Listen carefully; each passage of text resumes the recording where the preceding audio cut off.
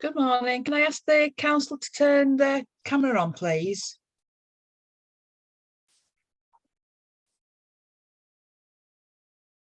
Right, thank you.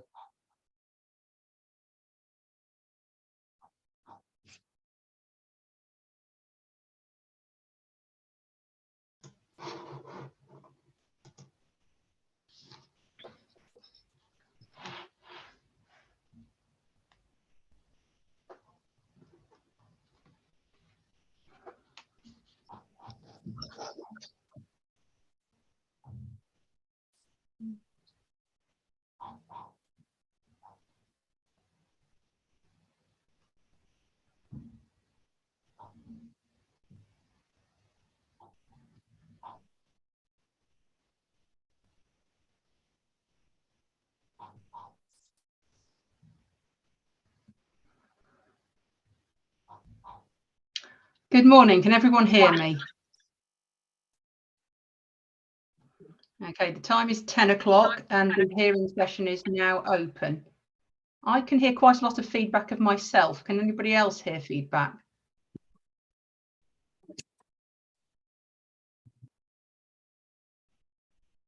No?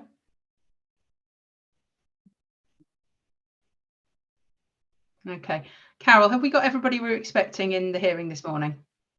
As far as I'm aware, there's no third-party participants. It's just the Lancaster City Council, so whoever they have in their team. As far as I'm aware, they are all here. Okay, thank you.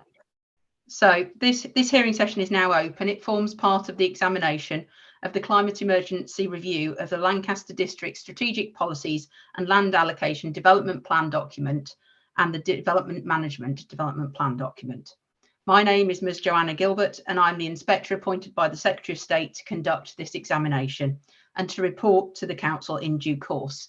The hearing today will be a structured discussion which I shall lead based on the agenda previously distributed. The purpose is to enable people to, in the virtual hearing, to put forward their points of view and to help me to get the information that I need. Before we start discussion, there are, however, some formalities that I need to complete. So just starting with introductions, first of all, can I ask the council officers to please introduce themselves?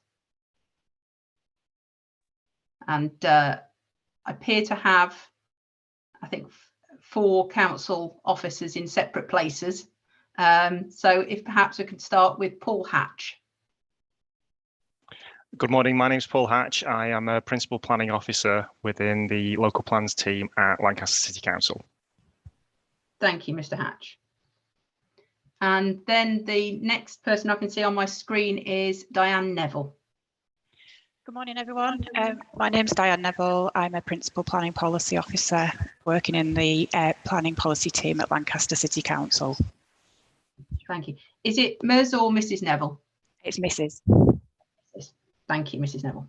Okay. And next on my list, I can see Mr. Brophy. Good morning, I'm Maurice Brophy. I'm the Service Manager for Planning and Housing Strategy at Lancaster City Council. I'm responsible for the teams that prepare development plan documents, undertake the housing strategy function, climate change policy, heritage and trees.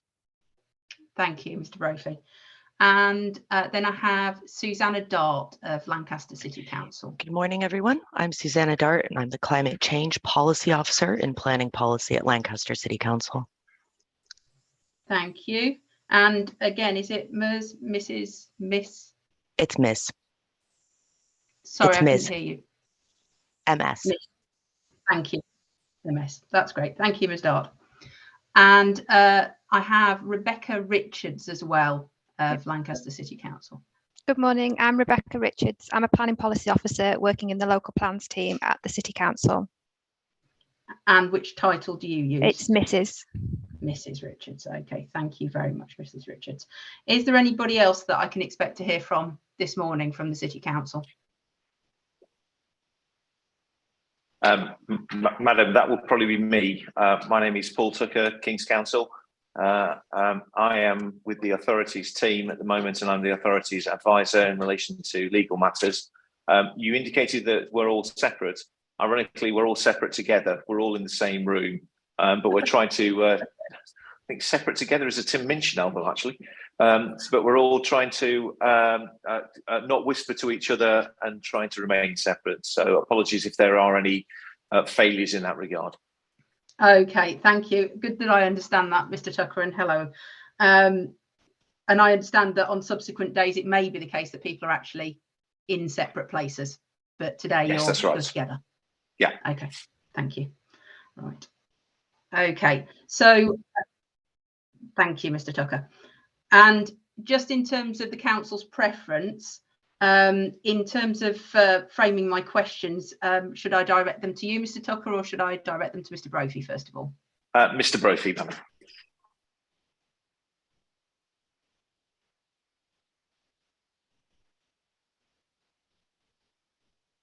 Not sure what the answer is on that one. I'm so sorry, Mr. Brophy. I can't hear you, I'm afraid, Mr. Tucker. Oh, good. Mr. Brophy, do you want to indicate it's you? Yes, please direct questions to me in the first instance. Okay. Thank you. Thank you, Mr. Brophy. Will do. Okay. So we will have other participants in later sessions, and I'll ask them to introduce themselves in subsequent sessions. The programme officer for the examination is Carol Crooks, who you will all have already come across. She's responsible for organising the hearing sessions and for the publication of documentation with the council. She's the first point of contact if any assistance is required. So just in terms of housekeeping, if you could please make sure that all mobile phones are turned off or switched to silent, please. I understand that each hearing is being recorded and that live streaming is also taking place. In terms of breaks, it's my intention to take regular breaks between the hearings, and they've been timed as such. The gaps between the breaks might vary slightly dependent on the flow of discussion and whether the hearing session has finished on time. But if there is a need for additional breaks, please do notify me. In terms of documents, all references during the hearings to the plans will be to the single track changes versions of SD 01.1 and SD 02.1. And prior to the submission of the plans to the Secretary of State for examination, Regulation 19 consultation took place, and I have those representations before me and will be taking them into account. I've previously identified matters, issues and related questions. That's the document INS 04. And the agenda for each day of hearings is based on my matters, issues and questions, and that's been issued and is available on the examination website. I hope that nobody's encountered any problems in joining the hearing today. During the hearing, unless you're speaking, it's very helpful if you can keep your microphone muted to minimise background noise and any interruptions. I appreciate people may choose whether to turn their cameras off or not, but it is quite nice to actually talk to people and their faces, not just to a number of blank screens with names on. To just explain my setup, I've got 3 monitors. I'll be looking downwards towards my agenda and when I'm writing notes, and I'll be looking up and across at times towards the monitors to look at documents as I'm referred to them. And whilst I'm doing this, I am also attempting to listen to everything that's being said. I will invite particular people to speak at particular points. If in subsequent sessions you hear something being said by another party that you wish to respond to, that will be when the hands up function will be used in Zoom to indicate that you wish to speak. Please don't speak unless you're invited to. And then when asked to speak, please turn on audio and video and put your hand down after speaking, although I appreciate that's sometimes easily forgotten. Just in terms of the chat function in Zoom, it's my understanding that this hasn't been disabled by the council, and I do intend to keep it live in case anybody is having any particular IT issues at any point. But generally it's my intention that the chat function shouldn't be used during the hearing, as there's a risk of distraction from the evidence being heard. So only in the instance of IT issues, please do use it. If you can't connect to the event for some reason, or you lose connection, the best way to try is to rejoin the event in the way that you did earlier. If you can't connect after trying that, please contact the programme officer, and her email and phone number are on the website. And if necessary, I'll adjourn proceedings until the relevant person returns to the event. Just before I move on, does anybody have any concerns about technology or general management of the event? No? Okay, thank you. Just to provide an overview of the examination and my role briefly, I'm tasked with considering the soundness of the plans in accordance with the criteria in the National Planning Policy Framework and whether they are legally compliant. So the hearings are intended to assist me in this regard. In submitting the plans, the council considers that they're sound, and this is the starting point for the examination. I have read and will take into account the hearing statements that have been prepared and the original representations. There's no need for them to be repeated. Instead, my aim is that the discussion deals with specific questions that I have or addresses areas where further clarification or explanation is required. I would normally start a particular topic or policy by asking for responses to questions that I might have before, in subsequent hearings where we have other parties, asking for others to comment. It's also helpful to stick to the matter in hand and to refrain from commenting on unrelated matters. And I'm sure that this will be a matter of particular interest in terms of viability in future matters, because there is some crossover between matters. But matters covered and discussions having taken place on one day form part of the examination as a whole and don't need to be repeated on subsequent days. If you're speaking, please be concise and specific. If you wish to highlight parts of the statement or other documents that form part of the examination, then please do provide the reference number and the page number with any relevant paragraph number that you can, so that I can refer back to it when I'm writing up. It's open to the council to propose further changes to the plans, and I would ask that they keep a record of possible changes that arise during the hearings in a table of modifications. I can, via the programme officer, send through an indicative table, but that would generally consist, as is standard, of the modification number, the page, paragraph and policy in the submission plans, the modification itself and the reason for the modification. We will be having a mop-up session on Friday the 7th of October to go through matters arising from discussion over the week of sitting. This is a public session with the council and I, which anyone may observe, and any main modifications would be the subject of future consultation. The examination remains open until my report is submitted to the council. No further representations or evidence will be accepted after the hearing sessions are finished unless I specifically request otherwise. And at the end of the hearing sessions, it's my intention to indicate likely timescales of the next phases of the examination. Does anybody have any questions at this stage about procedural matters? Mr. Brophy? No, thank you. That's well understood. Okay, thank you very much. So it's my intention, as I go through each matter, I will be making a note of any changes that I've asked the council to make, and if the council makes a note as well. And when we reach the mop-up session on Friday, we'll be able to go through those notes and make sure that they match up entirely. Okay, but that list of actions we will go through in due course. Right, so that concludes my introduction and opening remarks. Just like to ask whether the council has an opening statement that they'd like to provide in this instance. Mr. Brophy. Yes, we do, and I'd be very pleased to provide that now. Sorry, I couldn't hear you, Mr. Brophy. Yes, we do, and I'd be pleased to provide that now. Please do. Thank you very much. Thank you. Firstly, on behalf of Lancaster City Council, I would like to welcome the Inspector, Johnny Gilbert, and the Programme Officer, Carol Crooks, and all those attending virtually to Morecambe Town Hall on this opening day of the local plan examination hearing sessions. To introduce the plan to the hearing sessions, I would like to provide some background about the context and objectives of the climate emergency review of the local plan, and describe how the plan aims to achieve development outcomes that better address the growing and unprecedented challenges to humanity presented by our changing climate.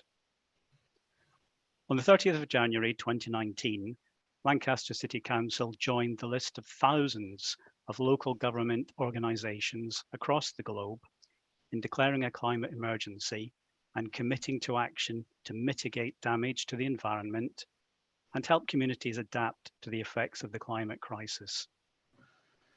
This declaration specifically committed the Council to ensuring that the organisation reaches net zero emissions by 2030 for its own activities, and also leads the way in helping other organisations in the district to reach the same. One of the ways that the City Council is helping to realise this is by undertaking this climate emergency review of the local plan. When the declaration was made, the adopted local plan was still in preparation, but it was too far advanced to incorporate the outcomes of the declaration. In July 2020, when resolving to adopt the local plan, the Council committed to undertaking an immediate review of the plan to help achieve better development outcomes for climate change mitigation, adaptation, and resilience. In the few short years since that declaration, observations of the impacts of climate change, including the setting of new temperature records, have become ever more concerning, and at the same time, international events have demonstrated the volatility of both the costs and supply of hydrocarbon fuels.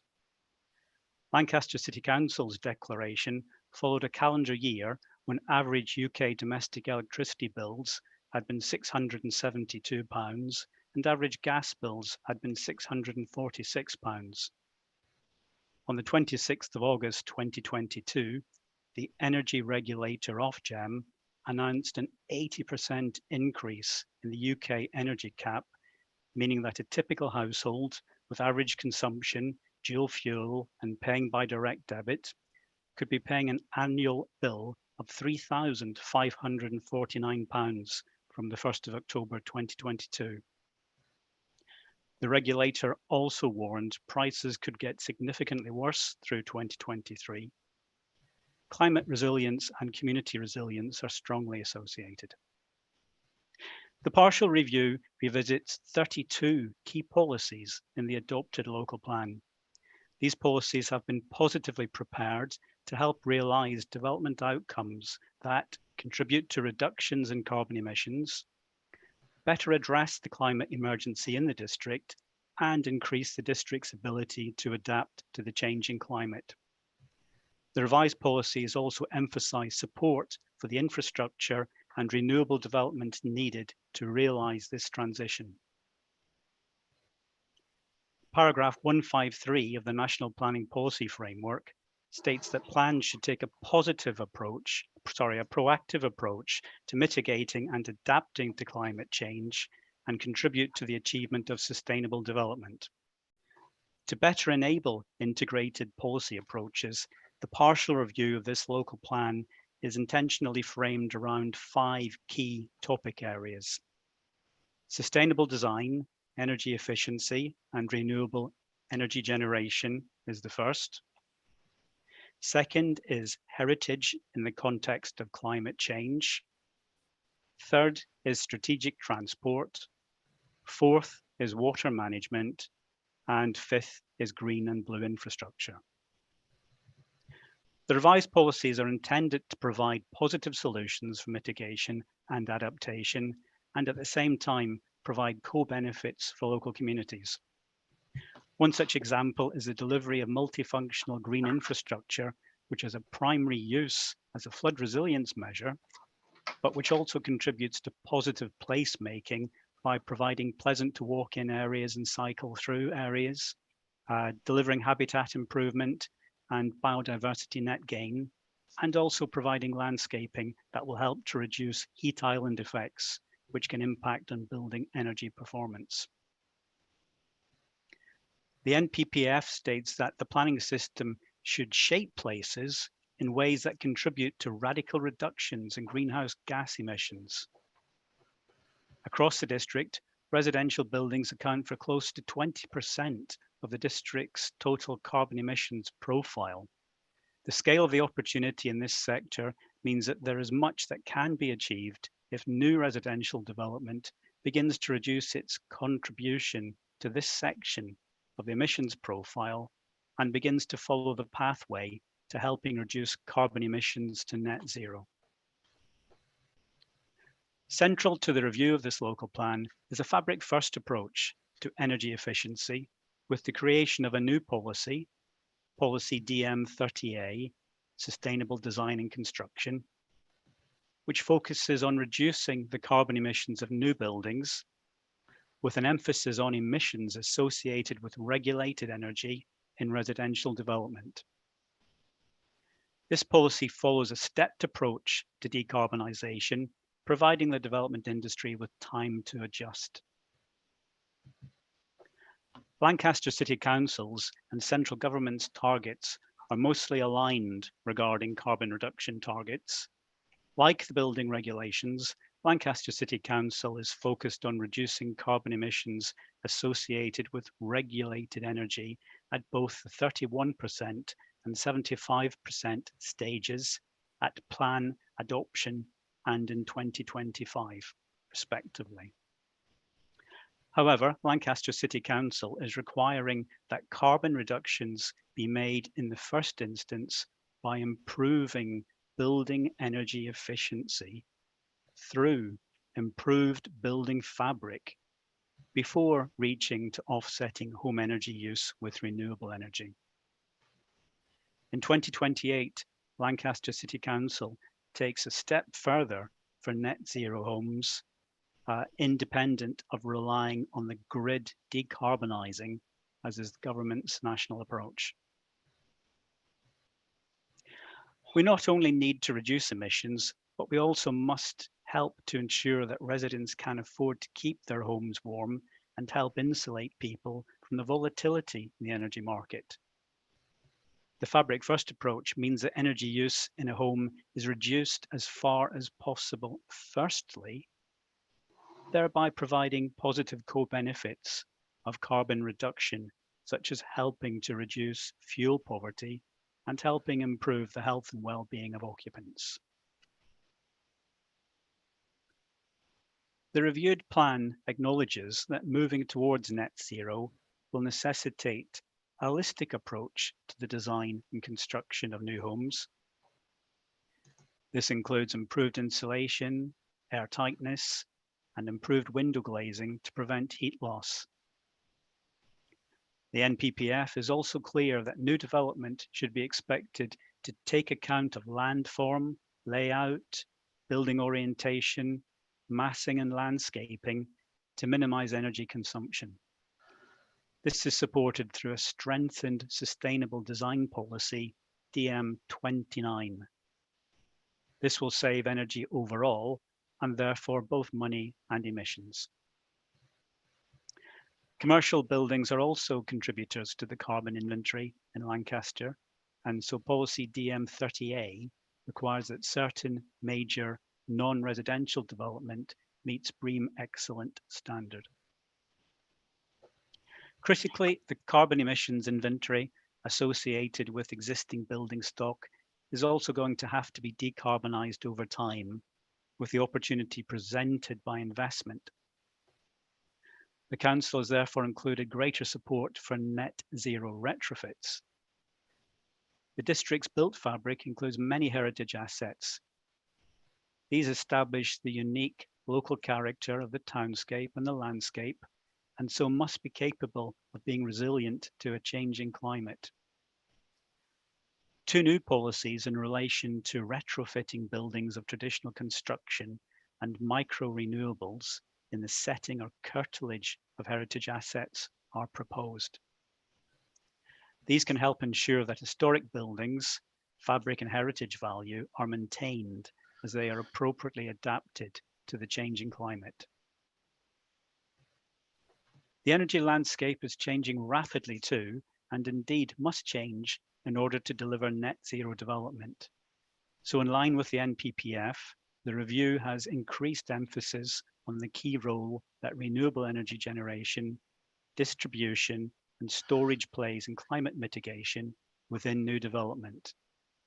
This also includes heat networks in line with the government's direction of travel on decarbonisation of building heating, including that identified in the NPPF. Also proposed is a greater focus on enabling active travel networks and connectivity, as well as supporting infrastructure particularly through the adoption of cycle infrastructure design guidance, Local Transport Note 120, were relevant. The Council has also set out expectations on electric vehicle infrastructure provision to support the transition to decarbonised travel.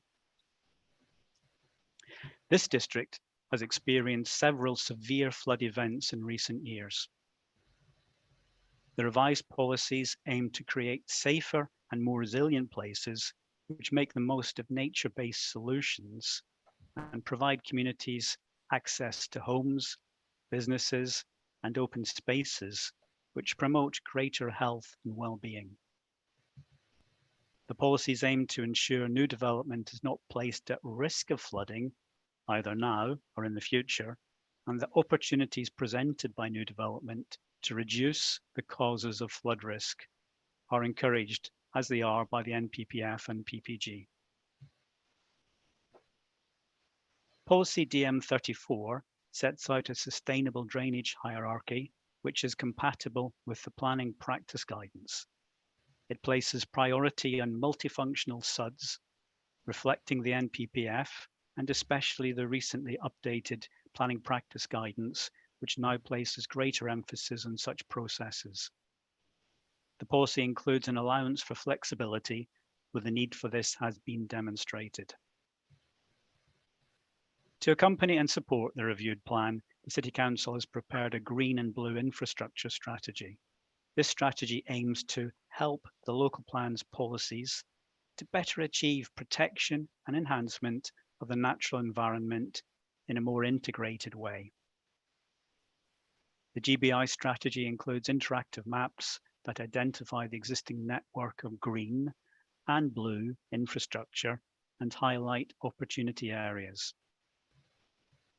If the local plan review were to be found sound, then upon adoption, the revised policies have the potential to realise development that could contribute to the transition to a low carbon future in the face of a changing climate, including through net zero carbon homes being approved by 2028 without reliance on the decarbonisation of the national grid, increased emphasis on the key role that renewable energy generation, distribution, and storage plays in climate mitigation within new development, a greater focus on active travel networks and connectivity, as well-improved expectations on electric vehicle infrastructure provision, better consideration of flood risk and water management to respond more strongly to issues of surface water runoff and water efficiency, and finally introducing a strategic focus on habitat and ecosystem connectivity and function, which will ensure greater protection and enhancement of the district's green and blue infrastructure. In the context of a growing climate emergency, in parallel with fuel affordability and supply volatility concerns, this local plan review promises timely yet realistic revised policy approaches that aim to ensure that the development quantum needed to house our communities and drive our economy can still be achieved, but with improved development outcomes for the climate and community well-being. The Council believes its reviewed local plan has been soundly prepared and is capable of achieving enhanced, appropriate policy approaches to achieving more climate-aware outcomes. The City Council believes that by advancing this interim local plan review, it can help achieve positive and appropriate development outcomes in the public interest. The Council recognises that the review has generated strong support from those who welcome action to enable beneficial outcomes, but has also raised considerable concern from some parties who perceive challenges in delivering these outcomes. The Council wishes to engage positively in the dialogue that this examination facilitates to produce a plan which is fit for purpose whilst properly addressing the climate emergency in a substantive and timely manner. Thank you.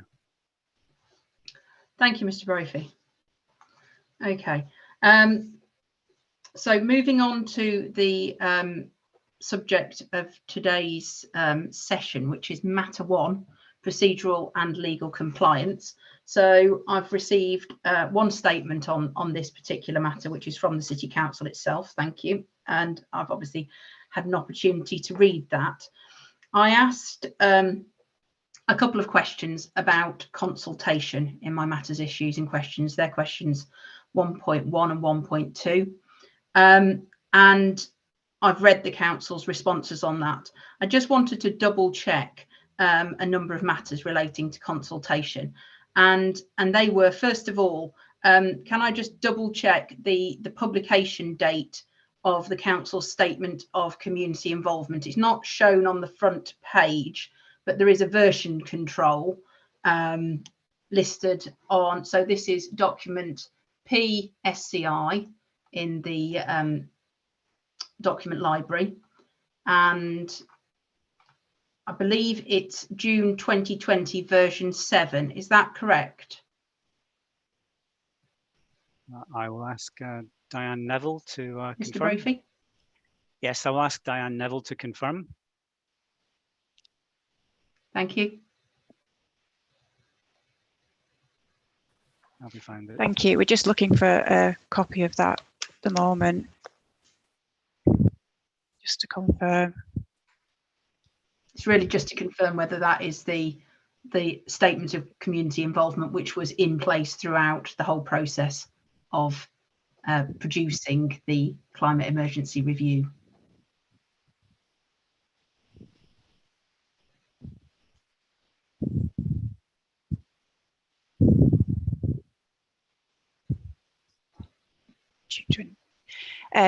Yeah, June 2020, and yeah, just to confirm, that is definitely the one that was in place throughout.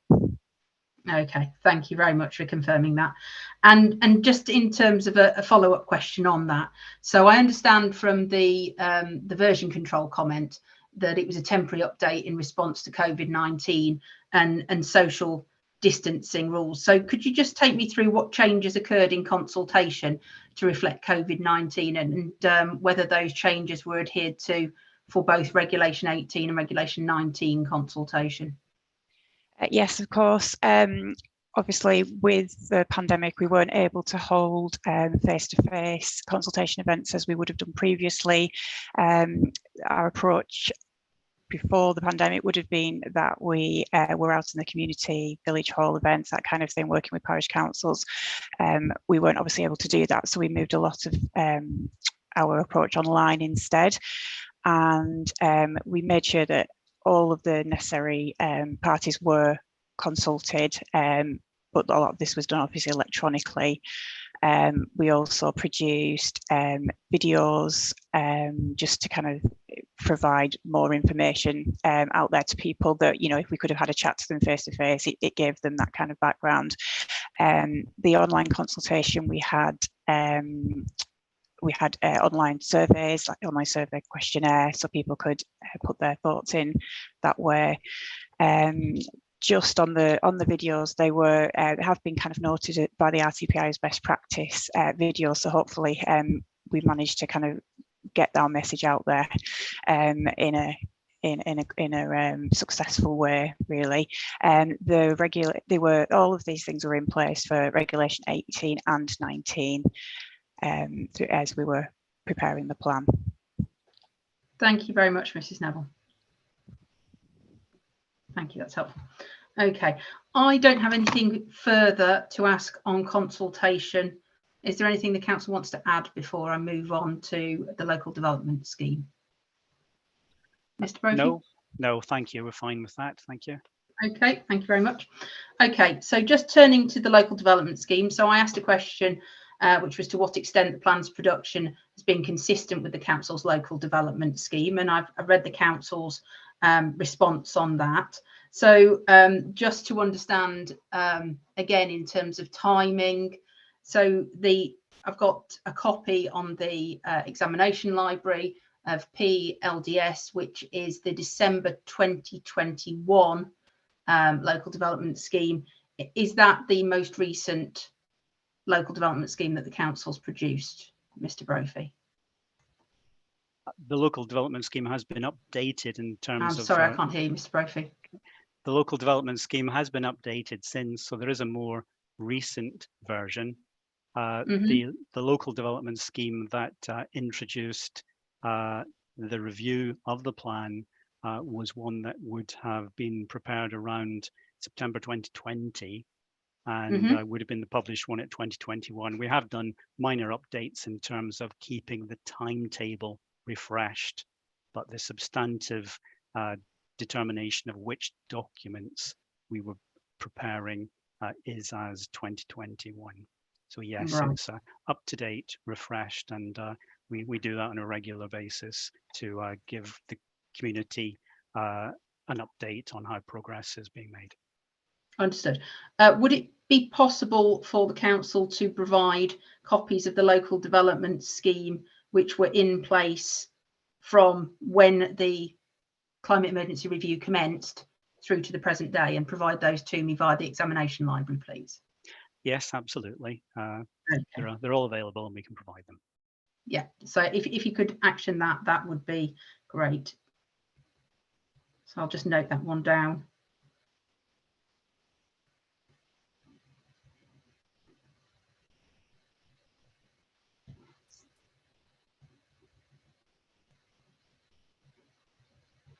Okay, and the current LDS may well be able to answer this question for me, but I'll ask it anyway whilst I'm here. And that's regarding the Lancaster South Area Action Plan. So what's the situation with that document, please? Where are you in terms of production? Okay, the Lancaster South Area Action Plan. I'm sorry, Mr. Brophy, I can't hear you again. Okay. The Lancaster South Area Action Plan is currently under preparation. So we're at the what would be described as the formal early stages. So we're undergoing Regulation 18 engagement stages with stakeholders and various representatives, and we'll be working to prepare what we would describe as the Regulation 18 consultation draft in the spring for formal consultation. So it's well advanced, but there's, in terms of the background documentation, but there's nothing yet published in terms of a draft area action plan. Okay, and you anticipate that's spring 2023?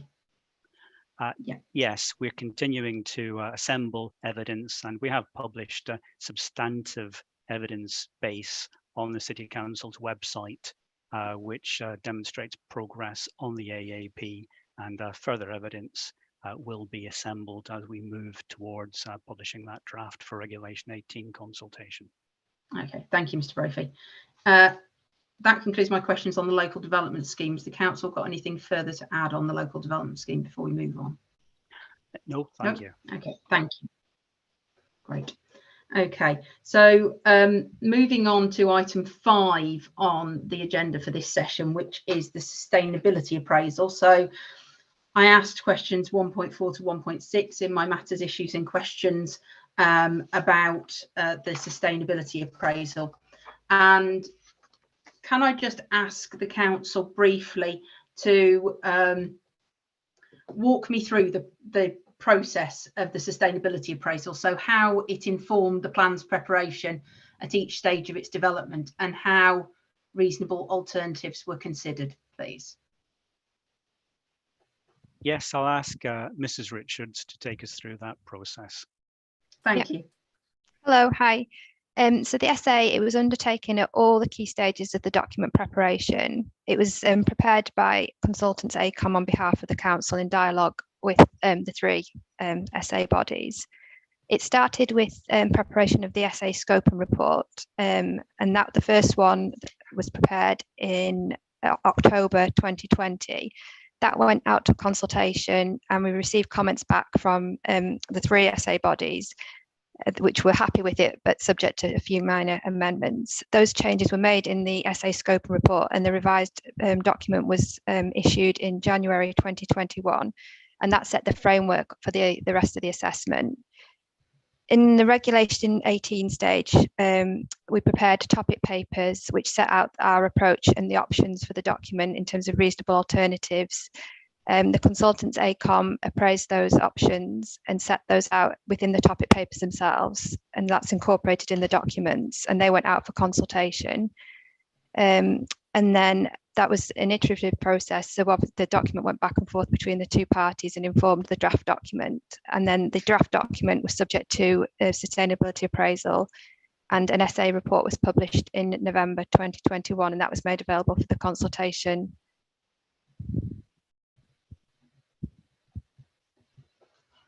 Thank you. Okay, just turning to the SA itself. So we've got, that's P03, and that's the November 2021 report that you just mentioned, Mrs. Richards. So we've got, let me just go to right paragraph. Okay, so at 517, so don't think pages are numbered in this, but paragraph 517, it's page 32 of the PDF.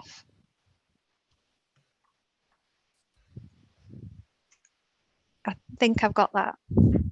Yeah, so it reads minor positive effects related to the strategy of urban concentration, promotion of sustainable travel, green spaces and specific schemes such as rapid bus transit scheme. Yes. Yeah, okay, we're on the same page, good. Just in terms of that, having read through the plans and seen a number of references to rapid bus transit services and a number of references to better bus services, would there still be minor positive effects on, I think this was air quality in this instance, as a result of the change in circumstances in terms of better buses versus rapid bus transit services? Was that into account? Just related to a name change. I'll just pass you on to my colleague though, Mrs. Neville, Okay, who can better explain it. thank you. Yeah, Mrs. Richards is right. It was literally just a name change by Lancashire County Council. So the bus rapid transit system scheme became better buses just midway through the plan preparation. So it didn't water it down in any way. It was literally just a name change. Literally a name change. That's correct. Thank you. And I did just notice as I was reading the essay there, prepared for Watton at Stone Parish Council. I thought I'd moved to Hertfordshire, but we're still in Lancaster, aren't we? Okay. And then at various points in the sustainability appraisal, still on the topic of transport really, reference is made to negative effects from electric vehicle charging. And could you just explain to me what those negative effects would consist of? Is it primarily to do with townscape? It was, they raised concern in terms of heritage and townscape, and as a result, changes were made to the document. So that shows the process, the iterative process that was between the two. Mm-hmm. And in terms of, we've now got Part S of building regulations, which has come in terms of electric vehicle charging. Has that negative effect on townscape been somewhat taken out of the plan's hands in a sense? I think we made amendments to it, and that did remove the negative effect anyway. And as you said, it's obviously come out of the plan as well. Okay, right. Is there anything else that you'd like to raise on the sustainability appraisal before we move on? No, I think we're happy. Thank you. Okay, so moving on to habitats regulations assessment. I'm not sure who the key person is on habitats regulations. It's Mrs. Richards again. Mrs. Richards. The lucky person on SA often will be the lucky person on habitats regulations assessment. Okay, back over to you, Mrs. Richards. So the habitats regulations assessment, which is P04, December 2021. Just like to understand, have there been any changes in terms of any candidate special areas of conservation or potential special protection areas since the work was carried out at all? No, there hasn't been. Okay, thank you.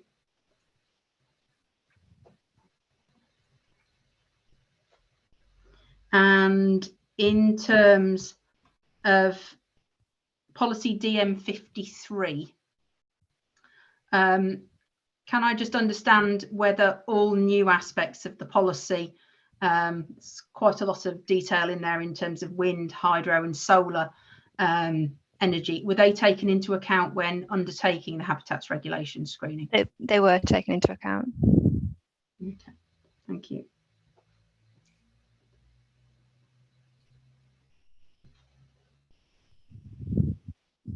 Okay, thank you.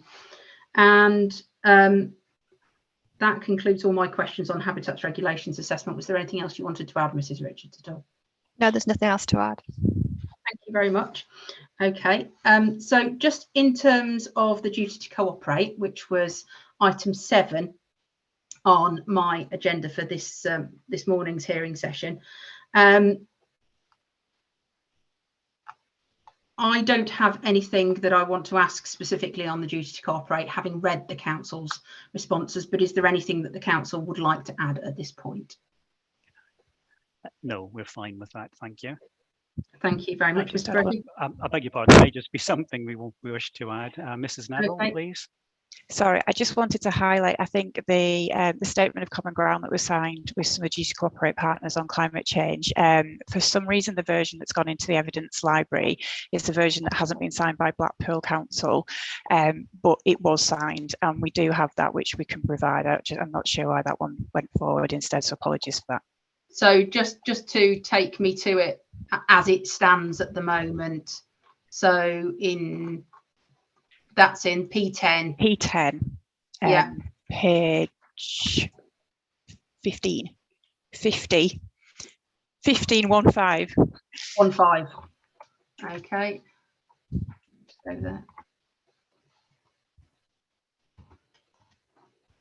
Yes, we've got a gap for Blackpool Borough Council. Yeah. Okay, but that was signed. It was signed and we can provide you with a copy of that version. Okay, so if you could update the examination library with that document, thank you. I'll just make a note of that.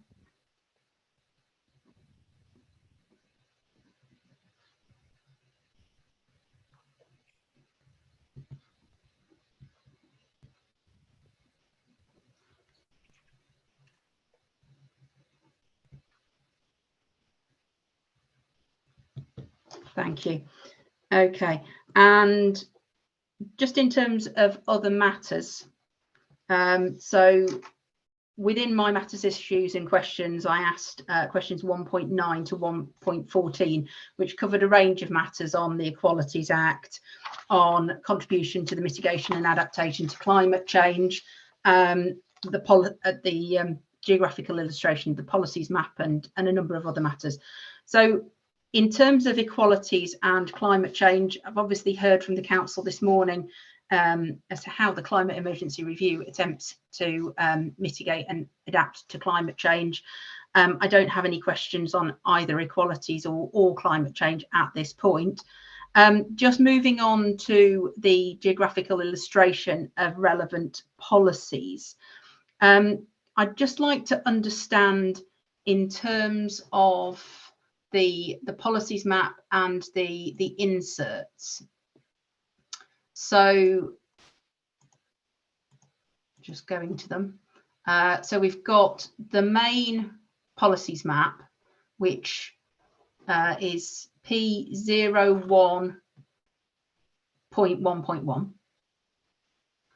And that shows amendments to update policy DM53 and policy SC4 only.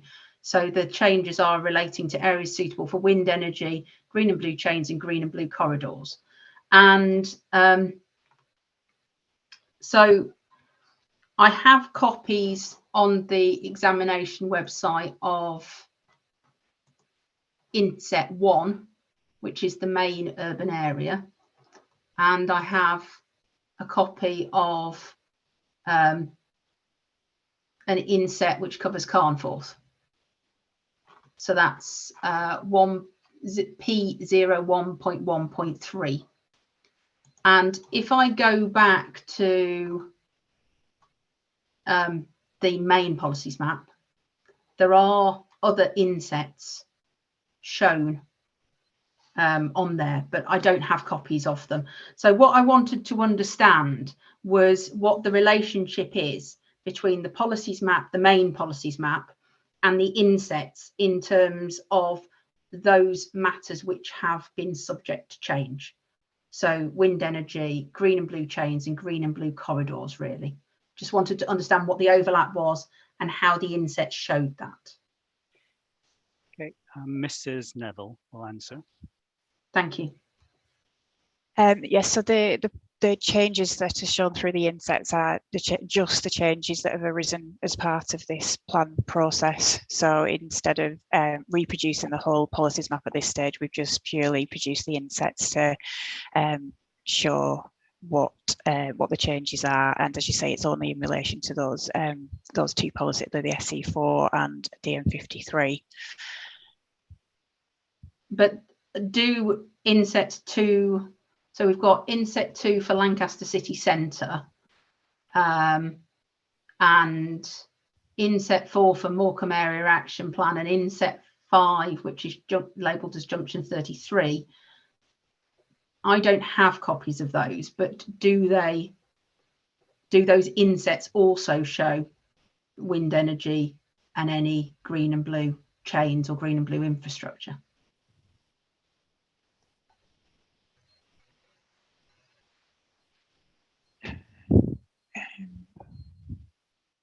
It might be something that the council needs to take away and look at, because this is something that it's not easy looking at tiny lines on a map, particularly not on a screen, which may or may not be a laptop size screen.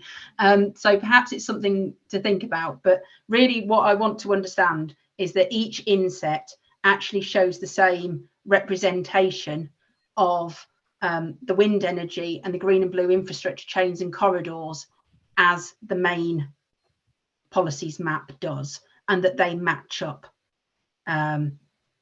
exactly. Yeah, I think as it stands at the moment, they don't match up, but it's the insets just show the changes. Right. Okay. Well, it would probably be worthwhile my seeing those insets, all of those insets, sooner rather than later.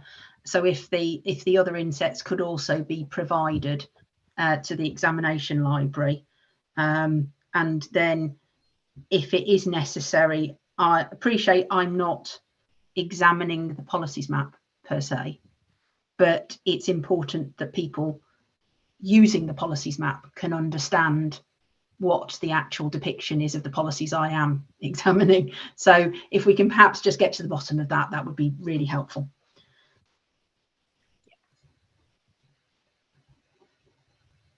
Madam, can I just raise an issue, if I may? Yeah. And that's just a question, really, which is, obviously, we'll go back and double check that there is consistency. If there isn't consistency, plainly the proposals map should follow on and isn't necessarily subject to the examination, but follows on from the examination. Logically, for public transparency, it makes sense to ensure that there is that consistency and that that's on the website. So if there is a change that's needed, we'll make sure there is that change rather than just uploading the existing inset maps. Yeah, absolutely. What I would like to see is the actual inset maps to see what they show at the moment.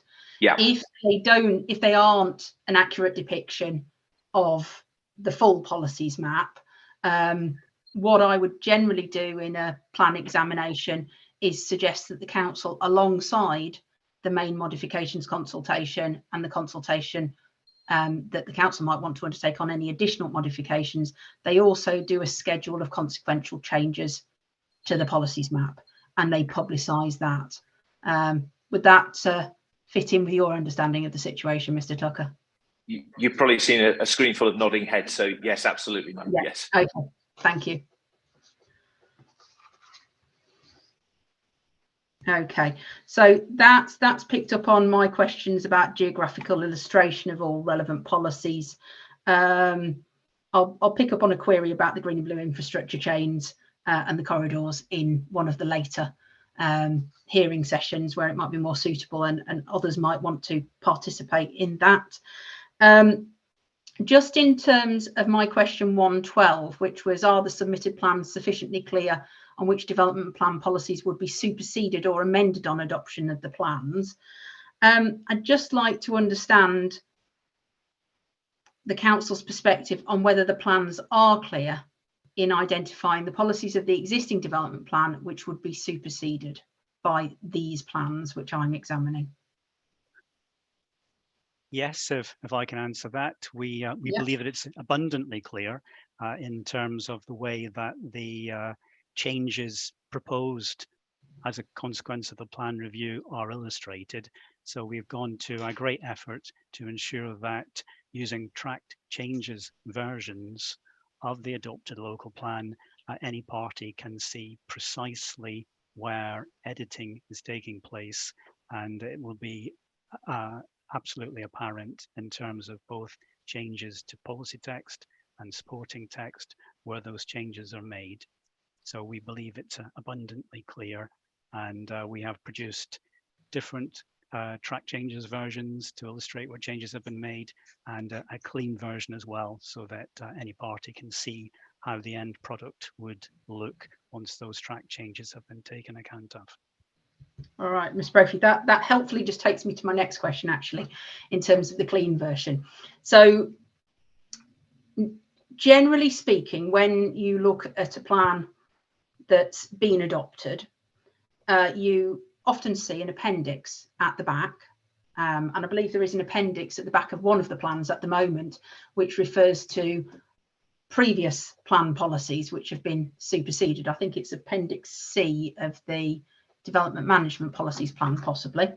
And that is crossed out in the submission plan. But if you were a member of the public, a developer, looking at the climate emergency review plan or plans once they've been adopted, how would you know what had been changed? If it isn't apparent, and I see what you mean, if it isn't apparent from the description I've just given, then I think, yes, we could do something very similar to what appears in Appendix C, and make it all more clear which policies have been subject to revision, which is, clearly well known to us in that those are the ones that we scoped and revised. So we can effectively produce a new version of that table for the ultimately adopted version if it's adopted. Because it would be fairly obvious if it was something like DM 30A, 30B, 30C, or DMCCH 1 or 2, for example, but it would be less obvious in instances where they have merely been smaller changes to a policy, or albeit changes which make a marked difference in how that policy is then implemented. Yes, I totally understand how that would be useful, and we will do that. Okay, thank you. Can I just say we absolutely will have to do that. Regulation 8.5 of the 2012 regs requires us to do that. So just deleting Appendix C would probably be unhelpful. So that is a matter we'll need to revisit. Yeah, absolutely. Because Appendix C deals with the previous plan. Yeah, it does need to be covered. What I will do is take away and think about whether it can simply be covered by a table, or whether it needs to be covered more coherently than that, in terms of potentially how would the council feel about, if it were the case that these plans were adopted, how would they feel about adopting a plan which actually included tracked changes in it? I suspect we'd be concerned in relation to, or certainly I'd be concerned advising the authority on that. It may be that the better way would be to revise Appendix C of the development management plan and perhaps adding a third column to Appendix C. But can we reflect on that and come back to that later on in the week, Madam? Because plainly, we do need something. And obviously Appendix C at the moment says what the 2012 plan supersedes, and that's helpful information anyway. And a third column saying what might be superseded from the 2012 plan would also be helpful, but it may be a separate appendix may be needed. Yeah, and it may also be appropriate. It varies from council to council as to whether people choose to take older documents down off the website, but it may actually be helpful to show alongside modifications. Some councils also produce effectively a worked up version of the plans in full with the track changes in. It may actually be helpful to maintain that on the website to show those looking at the adopted plan exactly where it changed. But if both of us think about that over the course of the week, and perhaps you can come back to me in the mop-up session on your direction of travel. Okay, thank you. So that's dealt with those 2 points for now. And just turning to my question about the plan's relationship to existing and emerging neighbourhood plans and the identification of strategic policies which neighbourhood plans would be required to be in conformity with. So the council's response did suggest that it's possible that policy CC1 should be included within that group. And I would suggest that the council needs to provide a main modification to that effect. Thank you. We will be happy to do that. Okay, thank you.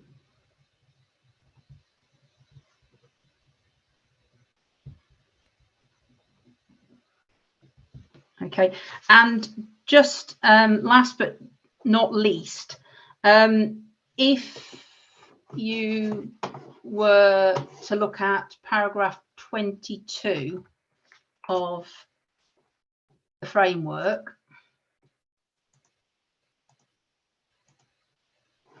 so this deals with strategic policies, hence my asking it here.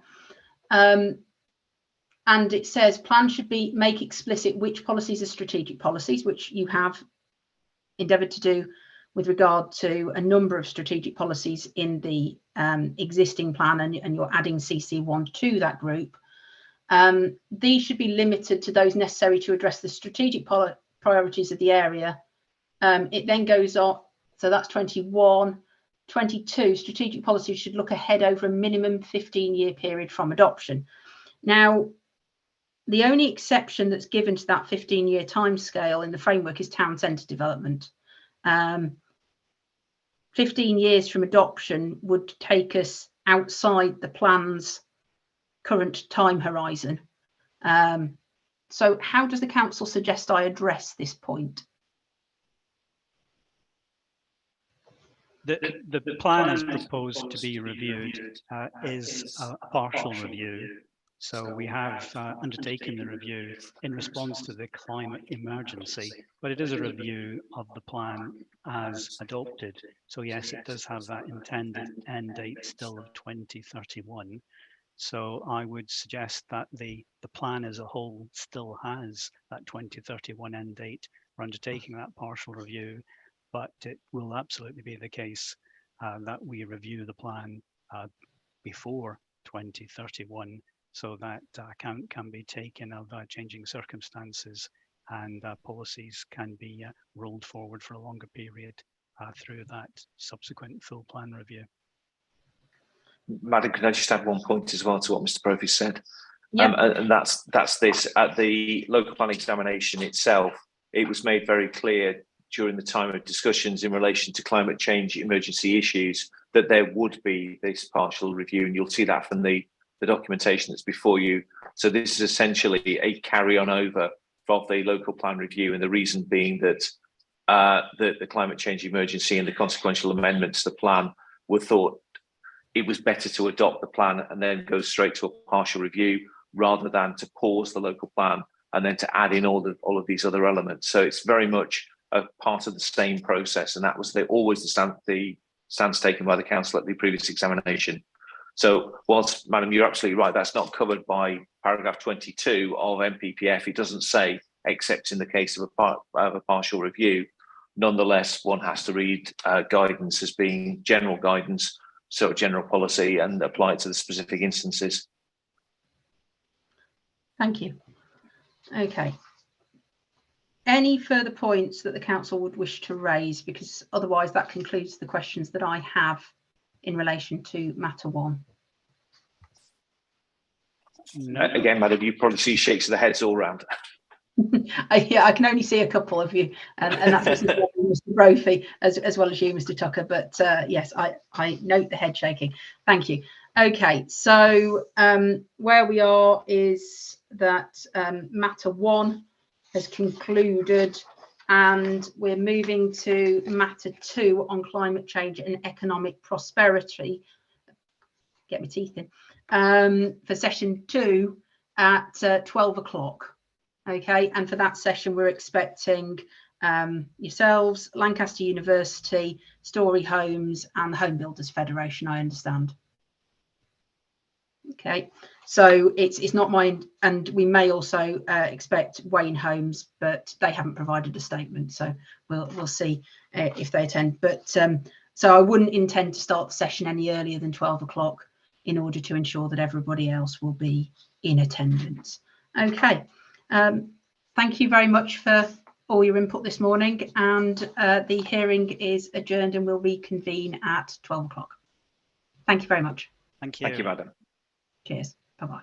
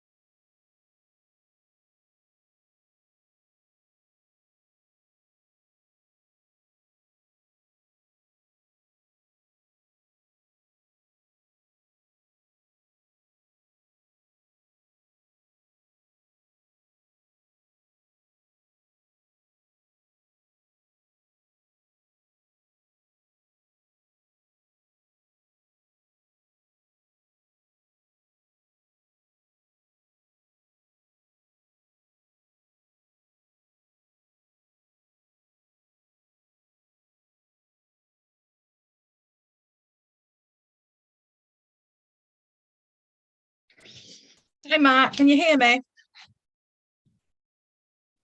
I can. Can you hear me? Yeah, just checking that you've got in okay. Yeah. Could I ask that you, through your profile, could you change your name so you put your name and then who you're representing, please? It just makes How do I do that? right. If you go, if you open up at the bottom, you should see participants. Oh yeah. Well, just let me just throttle my dog. Just bear with me. And it should bring up a list on the side of participants. You should be able to see your name there. Yeah. If you hover over it, you'll see 3 dots. And if you go in there, it should allow you to change your name from there. I don't have a 3 dot. I've got something that says more. Rename. You rename, yeah. And what would you like me to call me? Just Mark Berry. Well, you can keep your name if you want. Just put, I don't know whether it might just HBF. I presume everybody will know rather than doing it in full. It's just so that everybody looking in knows, because there's not been nameplates. Yes, everybody knows. That's fine. Right. Cheers. Thanks. So if you wouldn't mind turning your camera and microphone off, and I'll come back in just before we start the meeting to ask you to put them on. Right. Thank you. Right.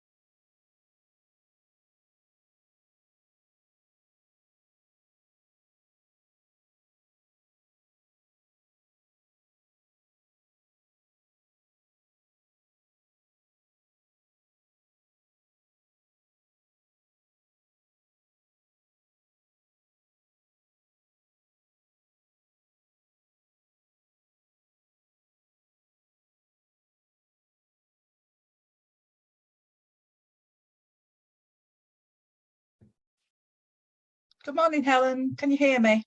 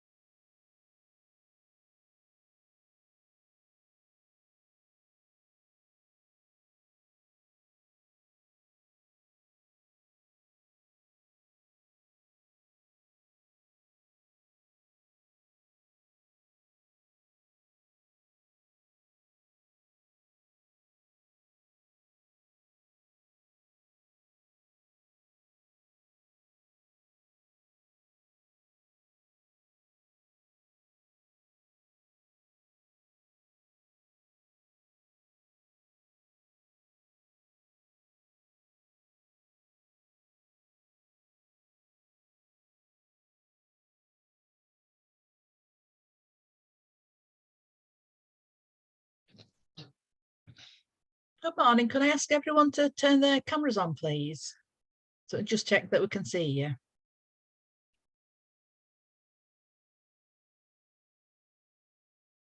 Right. Thank you. Yeah, I'm just checking that that the names are okay, that they're fine. The inspector will be in a few minutes, so if you want to turn your cameras off again, I just wanted to make sure I've got that I could see you. Right, and I'll come back in a few minutes and get to turn the camera on when the inspector's about to join. Thank you.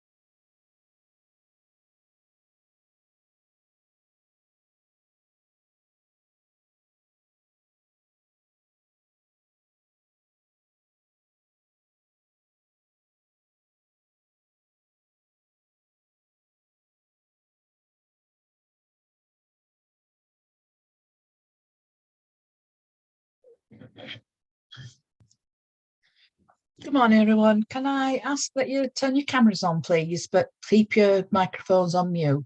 The inspector will be joining us shortly. Right. Mr. Dauber, could I just ask that you put in your title who you are, where you're from and who you're representing, please, or just who you're representing? If you're able to do it, you can change it by going over to the right-hand side list of participants, and there's 3 dots, and it will say rename. Just so it makes it easier for everybody who's watching. Yeah, no please.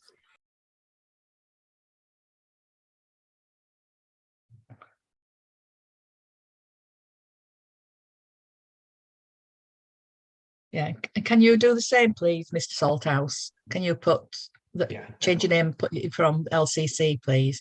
Yeah, it's my colleague was supposed to be attending, actually, Stephen Harris, and he can't make it, unfortunately. Right. I'll just make that clear. Right. Who I'm representing in the notes. Right. Thank you, Mr. Dauber. Yeah.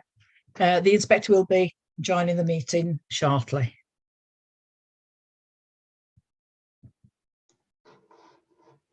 So are you from LCC, Mr. Salthouse? Or you're representing a different company? For Wayne Homes, Emery Planning. Oh, right, right, that's fine. Yeah, so if Is you that could just okay? put Wayne Homes then, please, Yeah, if you don't mind. Yeah, Right, absolutely. thank you. Do you know how to do it? Is that okay? Yeah, that's brilliant. Yeah, Okay. thank you. Thank you.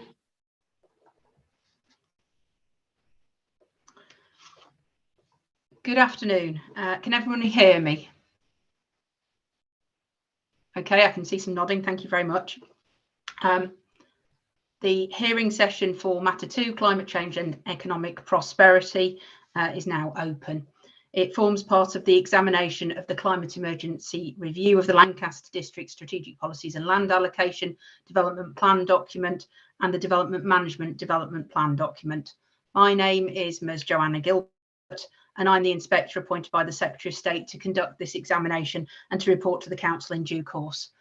So the hearing today will be a structured discussion which I'll lead based on the agenda that's been previously distributed and is available on the website. Purpose of the hearing is to enable people in the virtual hearing to put forward their points of view and to help me to get the information that I need. Before we start discussion, I'm just going to ask the council officers, first of all, just to introduce themselves very briefly, and then I'll ask the other participants to introduce themselves. And that will be based on who I can see in order in Zoom. So if I could ask the council, first of all, perhaps Mr. Brophy, you could just introduce the officers as a group, please. Okay, will do, thank you. I'm Maurice Brophy. I'm the Service Manager for Planning and Housing Strategy at Lancaster City Council, and I lead a number of teams, including planning policy. The council is legally represented today by Paul Tucker, from King's Chambers. The council's planning officers here today are Diane Neville, who's Principal Planning Officer. We have Susanna Dart, who's the Climate Change Policy Officer, and Paul Hatch, who's a Principal Planning Policy Officer also. Thank you, Mr. Brophy. Okay, and then just turning in turn to people that I can see on the screen, we have Helen Clarkson. Hello, Ms. Helen Clarkson from CBRE Limited, representing Lancaster University. Thank you. And I have Matthew Dorber. Thank you, Ma'am. Matthew Dorber of Barton Woolmore, now Stantec, representing Story Homes. Thank you, Mr. Dorber. And then I have a G Salthouse. Thank you. It's Gareth Salthouse from Emery Planning, representing Wayne Homes. Thank you, Mr. Salthouse. And then last but not least, I have Mark Berendt from HBF. Is that correct pronunciation, Mr. That's Berendt? correct. Well done, Mom. It's bane of my life. Mark Berendt from Home Builders Federation. Thank you. Thank you very much, Mr. Berendt. Okay, now we've got introductions over and done with. Just like to introduce the programme officer, who you should have all already met by now. That's Carol Crooks. She's responsible for organising hearing sessions and for the publication of documentation. So she's your first point of contact if any assistance is required. Just in terms of housekeeping today, if you could please make sure all mobile phones are turned off or switched to silent. The hearing's being recorded and live streaming is also taking place. In terms of breaks, the virtual hearing sessions are pretty short. It's an hour and a half. So I'm taking breaks between the hearing sessions rather than within them generally. But if a break is needed, please do tell me. And the breaks may vary between the sessions dependent upon how much discussion there is and how long the hearing session actually takes. Just in terms of documents, all references during the hearing to the plans will be to the single track changes versions of SD01.1 and SD02.1, which are available on the examination library. and prior to submission of the plans to the Secretary of State for examination, Regulation 19 consultation took place, and I have all those representations before me and I have read them and will be taking them into account. I previously identified a number of matters, issues and related questions, and an agenda for each day of hearings based on my matters, issues and questions has been issued and is available on the website. Hope you didn't encounter any difficulties in joining the hearing today. So unless you're speaking during the event, it's helpful if you can keep your microphone muted to minimise any interruptions. You can choose whether or not to turn your camera off. I'll invite particular people to speak at particular points. So if you hear something that's been said which you wish to respond to, please could you use the hands up function in Zoom. I've got the list of participants up on one side of my screen, so I should be able to see the hands up, and that will indicate that you wish to speak. Please don't speak unless you're invited to do so. And when you are asked to speak, if you could turn on audio and video, and please put your hand down after speaking. Just in terms of the chat function, this hasn't been disabled by the council, but I would prefer it not to be used unless you are experiencing IT problems and you need to leave the hearing, or you can't hear, something along those lines. Otherwise, please don't use it for communication. If you are having difficulty connecting with the hearing, please contact the programme officer by email or phone and she will assist you if she can. I usually find that the best thing to do, first of all, is to actually try and get back in again if you've been kicked out of the Zoom or Teams event. But please do contact Carol if there are any problems. Just before I move on, anybody got any issues about technology or general management of the event today? No, can't see any hands, and I've seen a couple of shaking heads. Thank you. So I'm tasked with considering the soundness of the plans in accordance with the criteria in the National Planning Policy Framework and whether they're legally compliant. And in submitting the plans, the council considers that they are sound, and this is the starting point for the examination. So if you are challenging the soundness of the plans, then you need to explain why and what changes would be necessary to make them sound. I've read and I will take into account the hearing statements that have been prepared and the original representation. So you don't need to repeat what you've said, but you can draw my attention to those statements, representations, or other documents in the examination library, should you wish to do so. When speaking during the hearing, please be concise and specific. If you want to highlight a particular section of your statement or another document, please provide the reference number, the page number, and a paragraph number if available.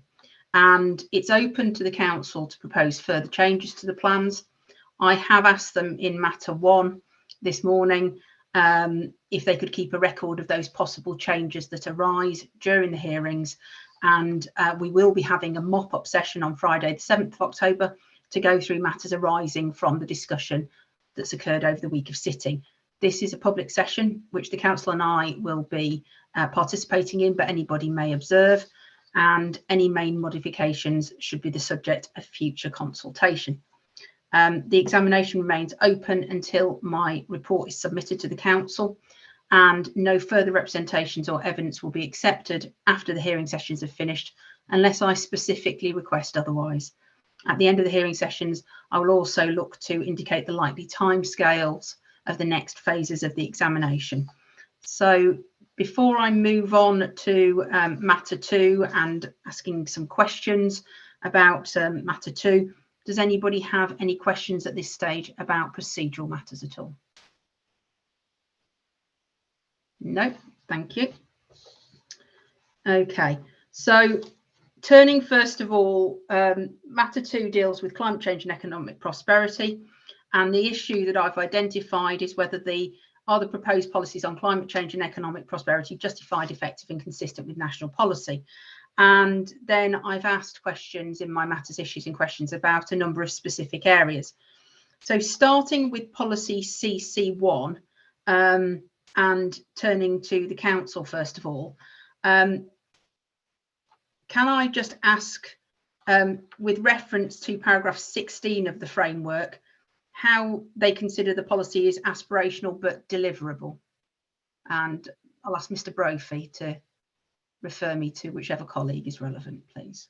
Thank you. I'll refer you to Mrs. Neville, please. Thank you. Thank you. If I could draw attention to the Council's response to question 2.1 to the matters, issues and questions.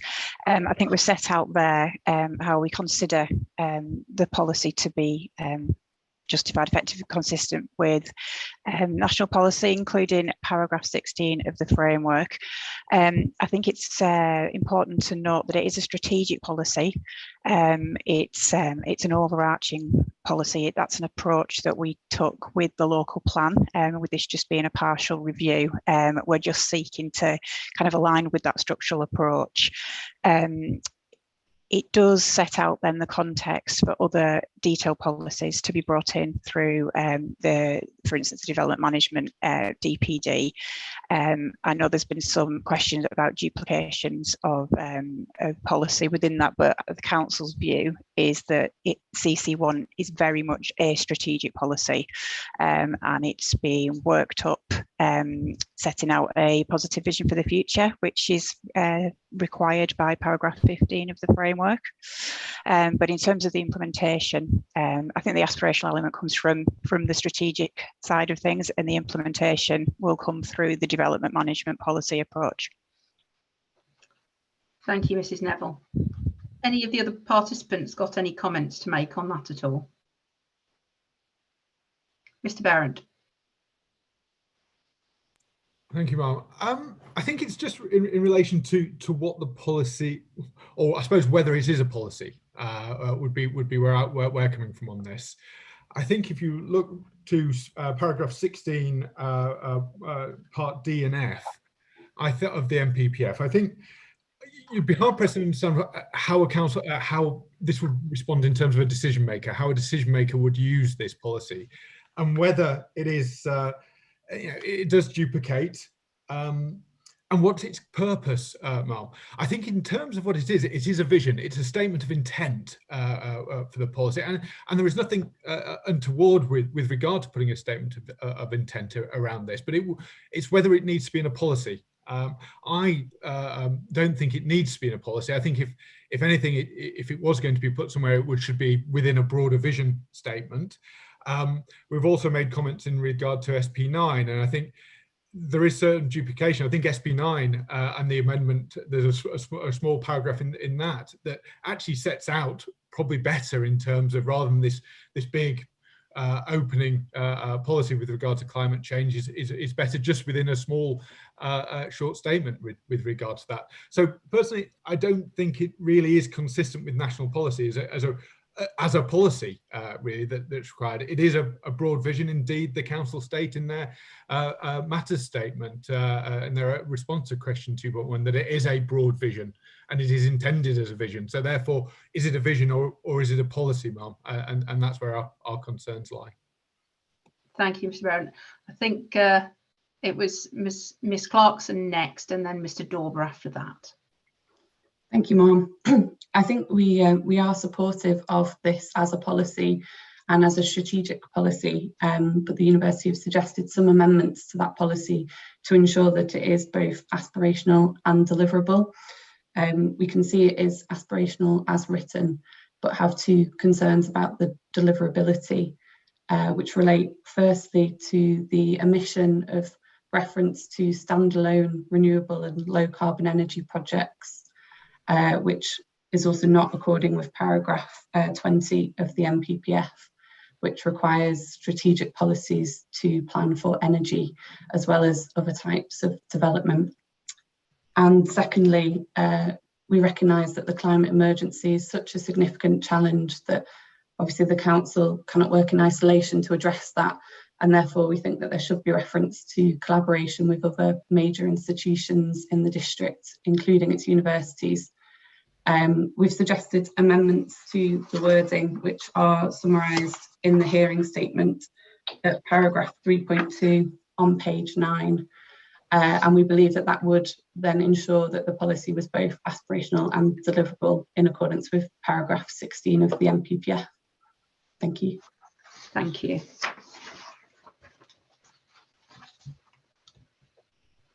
And Mr. Dauber. Thank you, Ma'am. A couple of points, really. First of all, surrounding sort of limb B of paragraph 16 in the NPPF, the aspiration and deliverable. Obviously, there's I think 7 specific points within CC1 which are referring on to specific development management policies that we're going to discuss later on. So we have obviously got some concerns regarding the soundness of those DM policies and therefore the reference in that policy, but we'll come on to discuss those later in the week. I think that's the right forum for those.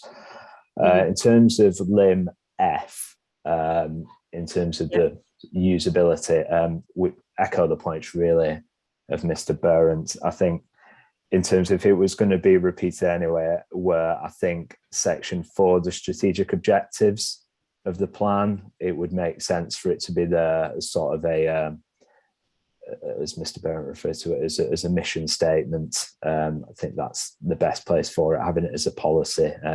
We don't view that as a sound approach in the context of paragraph 16. Thank you. Thank you, Mr. Dover. So just in summary for the council to deal with, so we've just heard concerns about different parts of paragraph 16 of the framework in terms of duplication, in terms of the clarity and lack of ambiguity, and whether it's actually a vision or a policy. And then there's more detailed concerns in terms of wording and the lack of information on standalone energy projects in collaboration from Ms. Clarkson, and then again from Mr. Dorber, we've got concerns about its role and its necessity as a policy. So Mrs. Neville, did you want to, I think Mr. Tucker's got his hand up. So perhaps Mr. Tucker first of all, and then Mrs. Neville. Yes, madam, if that's acceptable. Yeah, fine, go ahead. Okay, to start off with dealing with points in turn, the first point being Mr. Berendt's point where he questioned whether it's a policy at all. Can I address that first of all, because that really does fall into my territory? Yes, self-evidently it is. Firstly, looking at paragraph 16 of NPPF, it doesn't set a dichotomy. You can have a policy which is both aspirational and deliverable, so it doesn't have to be one thing or the other. And one can have aspirational statements, vision statements within a policy, providing the policy as a whole fulfills a development management function. And when one looks at this policy, it plainly does have 2 parts. The first 2 paragraphs do set out the aims. The second 2 parts set out the development management elements to it.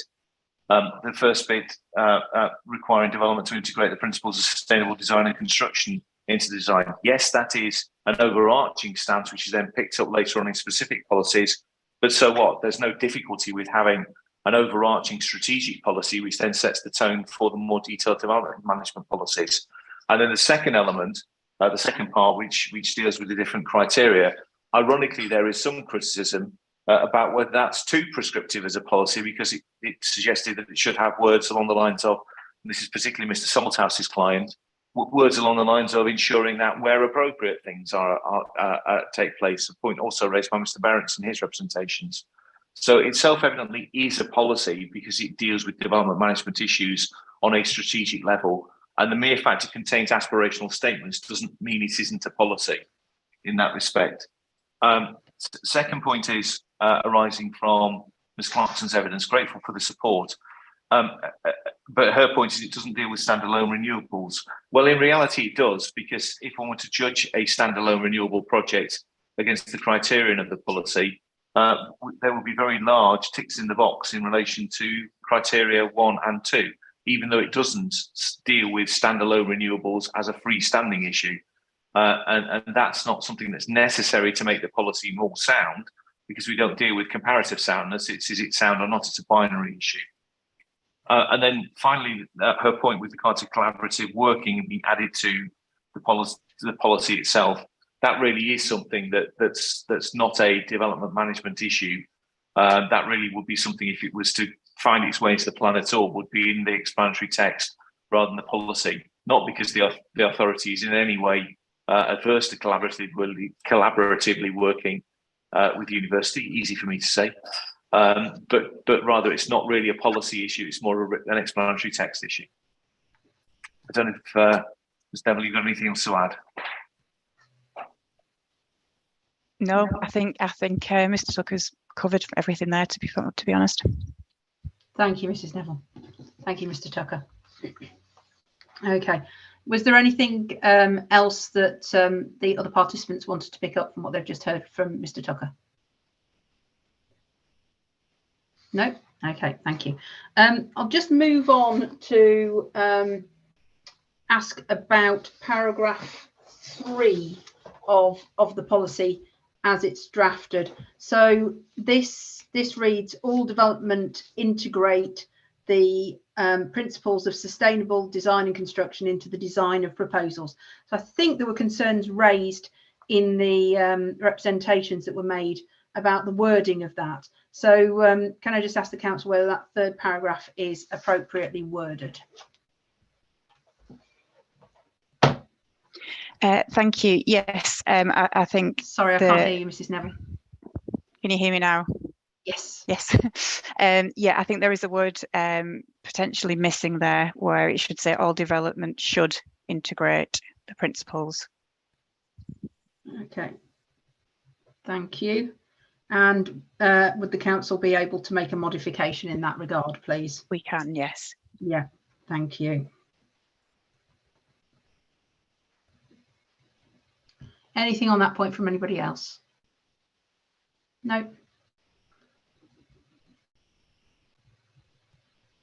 Thank you. And then we've already addressed the point of specific reference to renewable energy proposals, and Mr. Tucker has dealt with that. In terms of criterion 6 of policy CC1, so that reads isn't that the natural functioning of river processes are improved or maintained, avoiding placing development in areas at risk of flooding and ensuring new development contributes to reducing flood risk on and off site. And then it goes on to the next criterion. Is criterion 6 of CC1 consistent with the framework in respect of flood risk? And if I can ask the council first of all, and then I'll go to Ms. Clarkson.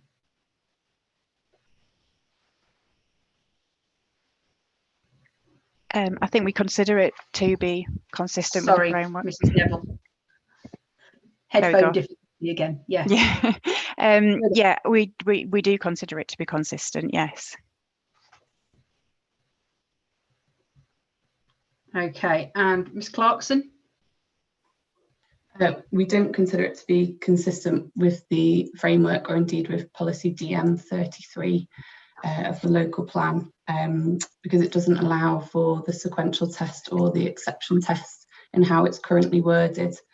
As at present, it's preventing or avoiding development in flood risk areas, and that doesn't differentiate between inappropriate or appropriate development in flood risk areas as the NPPF does. And it also doesn't refer to instances in which development is located in flood risk areas and how the policy would approach this. I think that the main concern with that is the ambiguity, which relates to paragraph 16D of the NPPF, and how a decision maker would react to development proposals with policy CC1 seemingly contradicting policy DM 33 and the NPPF. And the second point relates to the aim of policy CC1, which is to reduce flood risk on site and off site, which we recognise goes above and beyond the NPPF, which we're not opposed to, but the university has proposed additional wording in order to ensure that in some instances this may not be feasible, and therefore that should be recognised in policy CC1. Thank you. Thank you. And that's your modification that you're suggesting, that that criterion ends in where feasible? Yes, yeah. So there are two amendments proposed to that clause. The inclusion of where possible in relation to avoiding placing development in areas of flood risk, and where feasible in relation to reducing flood risk on and off site. Okay, thank you, Ms. Clarkson. Mr. Dauber. Thank you, ma'am. We've made some specific comments on policy DM33, covering very sort of similar points to this. I know we're due to, there's a specific question on that on the Matter 6 session. Is it better if we discuss that there? I think possibly there. Okay. Yes. Yeah, that's fine. Thank you. Would the council like to respond to what they've just heard? Yes, I've been handed the baton in relation to that, so I'm happy to take that up. Okay. Just to deal with Ms. Clarkson's point, we can see some sense in the policy, in that criterion not being absolute, because there may be instances where it's simply not feasible to secure that. What there's less sense in is that the notion that that criterion should embody all of the different elements with regard to flood risk policy, which have huge complexity. This only deals with fluvial flood risk. It doesn't deal with tidal flood risk. It's not intended to cut across other flood risk policies. It's intended to be a general statement and strategic statement. So there is some sense in the amendments that are put forward by the university in that regard, which adds the words where possible partway through and where feasible at the end. Now, whether that's better there or whether that's better at the outset, qualifying the term ensuring before you reach the criterion is a different judgment which is raised by others.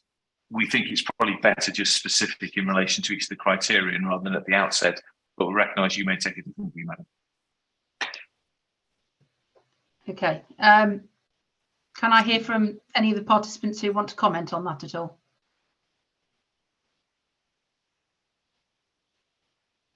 Okay, thank you. Well, what I will do is I will take that away and think about it, Mr. Tucker, and I'll just note that down now. I mean, essentially what I'm saying, madam, is that if you were to use the preamble by saying ensuring where appropriate or words along those lines, then it wouldn't be necessary to add those sort of words within the criterion. But within the four corners of criterion 6, then yes, we see the sense of the amended wording. Mm-hmm. And so that could possibly be in the section above the criteria that reads in response to the climate emergency declaration, etc., or it could be later. Yeah, exactly. So if I'm just plucking this out of the air, where it says the plan will support those ambitions by ensuring, and then colon, if it was ensuring where appropriate, then you wouldn't need the qualification within the criterion. Mm-hmm. Okay. Well, I shall read that at my leisure and come back to you probably in the mop-up session about that one, I should think. Thank you, madam. Okay. Just need to learn how to scribble faster. I think I might learn shorthand as my next thing to do. Right, okay. Anything further on policy CC1 at all before we move on? Not seeing any hands going up. So if we could turn perhaps to, I have a paper copy just to help me with management of screens, to policy SP4, which is priorities for sustainable economic prosperity. And I asked a question in the matters issues in questions about whether it was justified, effective and consistent with national policy. Reference has been made to the possibility of a modification to this policy. I think it's the final bullet point. And it currently reads to support transition to a low carbon economy, supporting major renewable energy projects in appropriate location and where they do not conflict with other, I think it says policers at this point, in the local plan. So there's a few mods there to be made. My understanding is it should instead read supporting major renewable energy projects in space appropriate locations and where they do not conflict with other policies in the local plan. So I think that's a modification for the council to deal with to that bullet point. Yes, thank you. Okay, thank you. And in respect of SP4 more generally than that. So could the council give me their view on, is policy SP4, bearing in mind that modification, justified, effective and consistent with national policy? Okay, I will ask Mr. Hatch to answer that, please. Thank you. Yes, the local planning authority do think the policy SP4 is consistent with national planning policy. The vast bulk of the policy remains intact from the adopted version back in 2020, albeit with a few caveats in terms of wider council ambitions in relation to matters such as modal shift, community wealth building, local skills and training opportunities, which are reflected in other detailed policies within the plan. Those ambitions are entirely consistent with the framework in terms of what we're trying to do economic wise within the district. So yeah, apart from those minor modifications that you've already pointed out, we do feel that the plan is entirely consistent with the framework. Thank you. Any views from the other participants on that particular policy? No. Okay. I don't have any further questions on that. So if we move on from policy SP4, oh, sorry, I correct myself. So just in terms of going back to that final point where we've already discussed the modification. So in terms of considering appropriate locations, what would that consideration involve, Mr. Hatch? The starting point would be looking within the. Sorry, I can't hear you, Mr. Hatch. Oh, sorry. That better? Yeah, that's great. Okay. Yeah, the starting point for considering schemes will be looking at the area of search that they're put forward in the proposals map for the local plan.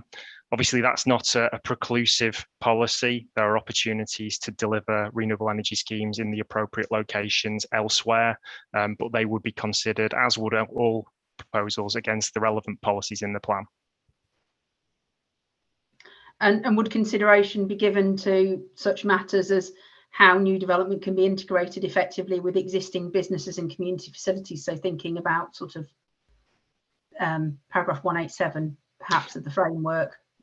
Yeah, that's correct. Obviously, we'd be looking at, when a proposal comes forward, it needs to be considered in the context of its surroundings, whether that be for residential amenity or otherwise. So all those provisions are made within other policies within the plan. Okay, thank you. Right. Anything further on SP4? No.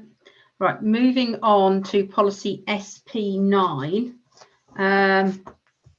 Now, I think Mr. Berendt's already mentioned this one this afternoon. So this is a policy on maintaining strong and vibrant communities, and it's obviously an existing policy, and there's a new paragraph proposed as a new third paragraph, and then there is a further change in the new fourth paragraph to discuss supporting a modal shift in local travel patterns. So just picking up on what Mr. Berendt was saying earlier, do the requirements of policy SP9 duplicate other policies? And if I can ask the council to respond to that first of all, please. Yep, that's not a problem. Sorry, Mr. Hatch, you're inaudible again. I think there's a slight delay. You can't talk too keenly on these speakers. Yeah, we do feel that the plan and the policy is consistent, and we do feel that within policy SP9, there is a nuanced approach. So policy CC1 takes the perspective of the climate emergency. This looks at it in the context of community resilience, and we do feel that the climate emergency, to coin a phrase, has a golden thread that goes through the plan in relation to how it affects different issues. And in relation to the community, we do feel that things like community resilience in the context of extreme flood events, community resilience in terms of healthy lifestyles connected to those kind of extreme weather events, it's important to make note of that. So we don't feel that there is duplication there, particularly not unnecessary duplication, which is the bar of the framework. It doesn't say you can't duplicate things, it just says that it shouldn't be unnecessary. We do feel that there's the nuanced approach within policy SP9 that is reflective of that, and we feel it's important for those additional pieces of wording to be added. Thank you. So I don't have anything further to ask about SP9 per se, but I would just point out that the council might want to consider an additional modification to the paragraph as it's drafted.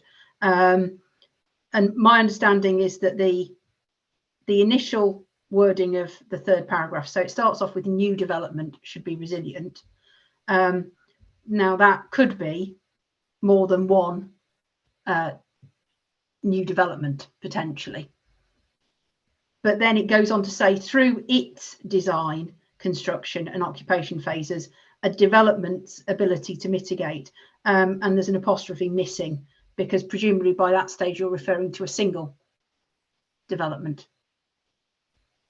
And you're referring to what a developer might need to do at that stage. So you just need to clarify that it's a single development at that point, unless the council intended something different.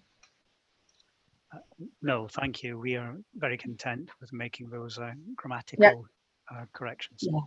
So, sorry, I'm picky, but I do notice these things as I read through things. Okay. So anything more on policy SP9 from any of the participants? No? Okay. So changing plan document now. We've talked about CC1, SP4 and SP9 in the Part 1 plan. And as Mr. Dorber's commented, we're going to be talking about DM33 later in the week. But we've got DM57, which relates to health and well-being.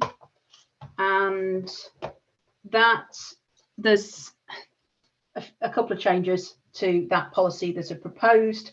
So there's a new criterion 5, and then there's changes to the last criterion as well proposed. So just in terms of new criterion 5 of DM57, could the council tell me whether that new criterion 5 is justified and what adaptation measures for resilience to extremes of temperature would look like? So how would the decision maker understand what they were looking for, and how would the applicant understand what is expected of them? Thank you. I'll ask Ms. Dart to answer that query, please. Thank you.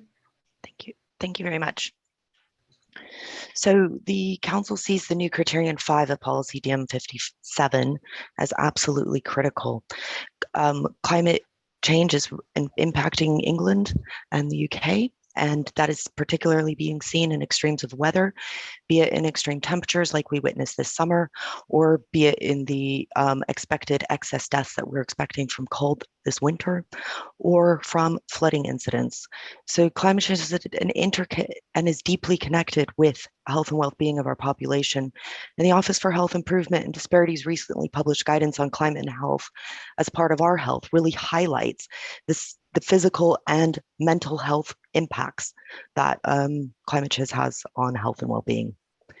Adaptation is covered throughout the DMDPD, and it looks, for example, like ensuring that our houses are flood resilient and that we have appropriate flood mitigation measures.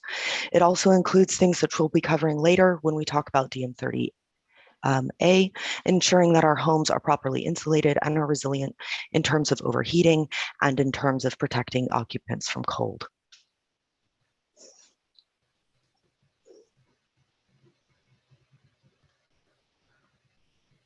And so in terms of how the decision maker would understand what they were looking for and the applicant understand what's expected of them, how would that work, Ms. Dart?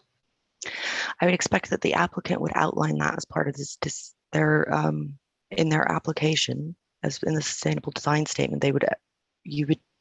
The different policies that we're proposing as part of the climate emergency local plan review are clearly lay out when they're related to climate adaptation or climate mitigation or both. And then the decision maker. The decision maker would also understand from the policies throughout the DMDPDs which policies are related to climate adaptation, which ones are related to climate mitigation. Okay, any views from the participants? Any? No? Don't all shout at once. Okay, thank you. Well, what I will do is think about that one, and I may well come back to you on that one in due course, just in terms of clarity of approach. And then in terms of criterion, the final criterion of DM57. So I asked a question on that in my matters, issues and questions about whether it unnecessarily duplicated the requirements of policies on transport. Can I get the council's view on that, please, first of all? So the council does not see that as an unnecessary duplication of requirements in terms of policies on transport. Again, it really provides that greater clarity for why we need active travel. And this is again in line with the Office of Health Improvement Disparities Guidance on Climate and Health, which really highlight the importance on health and well-being of those shifts towards active and sustainable travel. Okay, thank you. Anything from any of the participants on policy DM57 at all? No? Okay. Is there anything further that anybody has to raise on matter 2 before I adjourn? No? Okay. Well, thank you everybody for your contributions this afternoon. So we are reconvening later this afternoon to discuss matters 5 and 9, and that's timetabled for 2:30, and I suggest we reconvene at that point to hear 5 and 9, and that'll just be with the council, I understand. So thank you everybody else very much for your contributions this morning, this afternoon, and thank you. The hearing is adjourned. Thank you. Thank you. Thank you.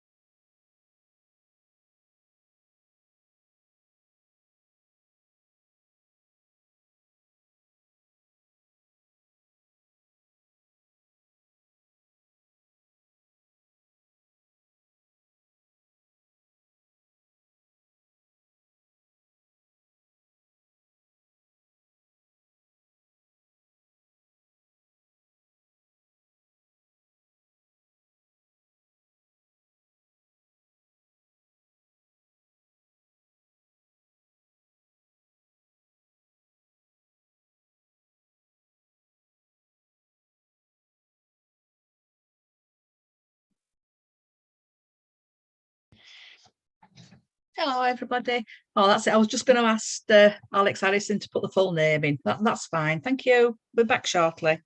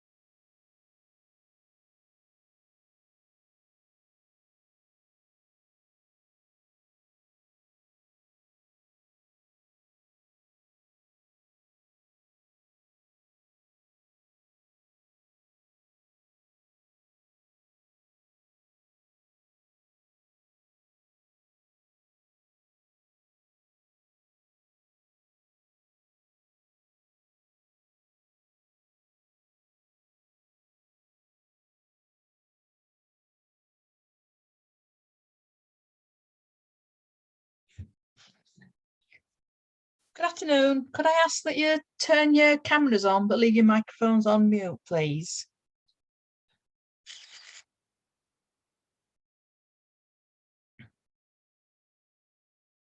Right, thank you. That the inspector will be joining us shortly.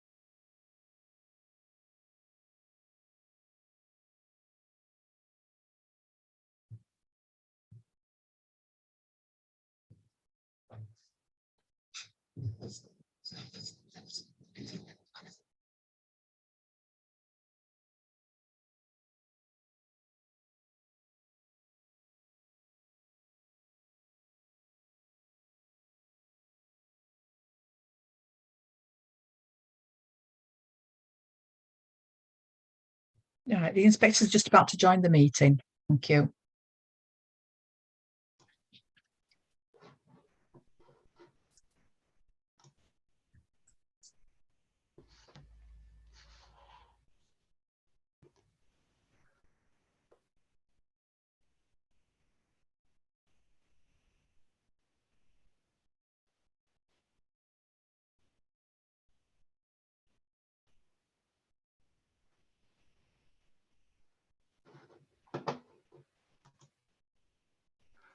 Good afternoon. The time's 2:30 and the hearing session is now open.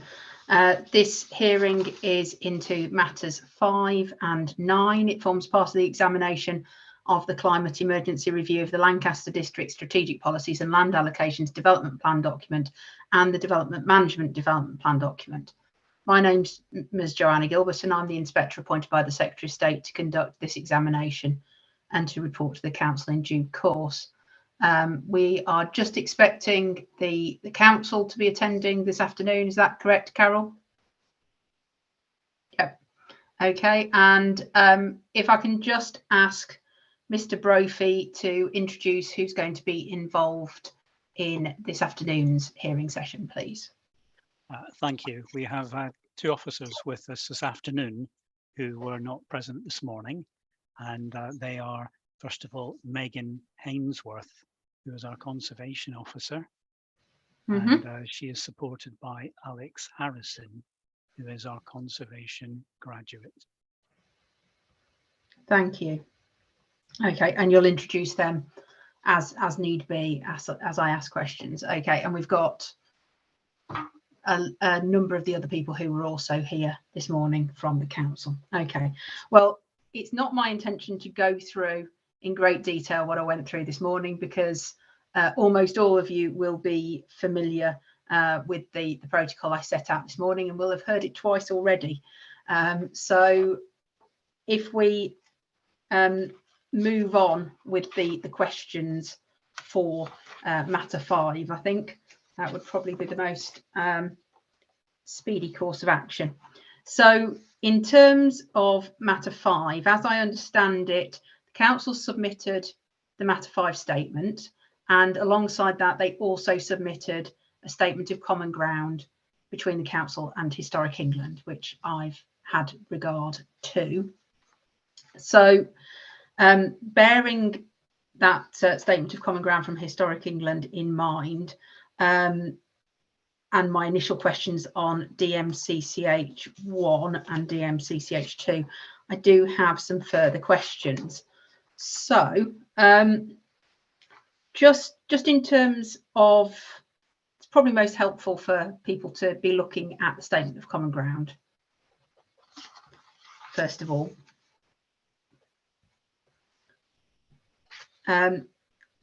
Taking the first paragraph of policy DMCCH1 as drafted in the statement of common ground, so that sees no change in comparison to what was submitted by the council for examination.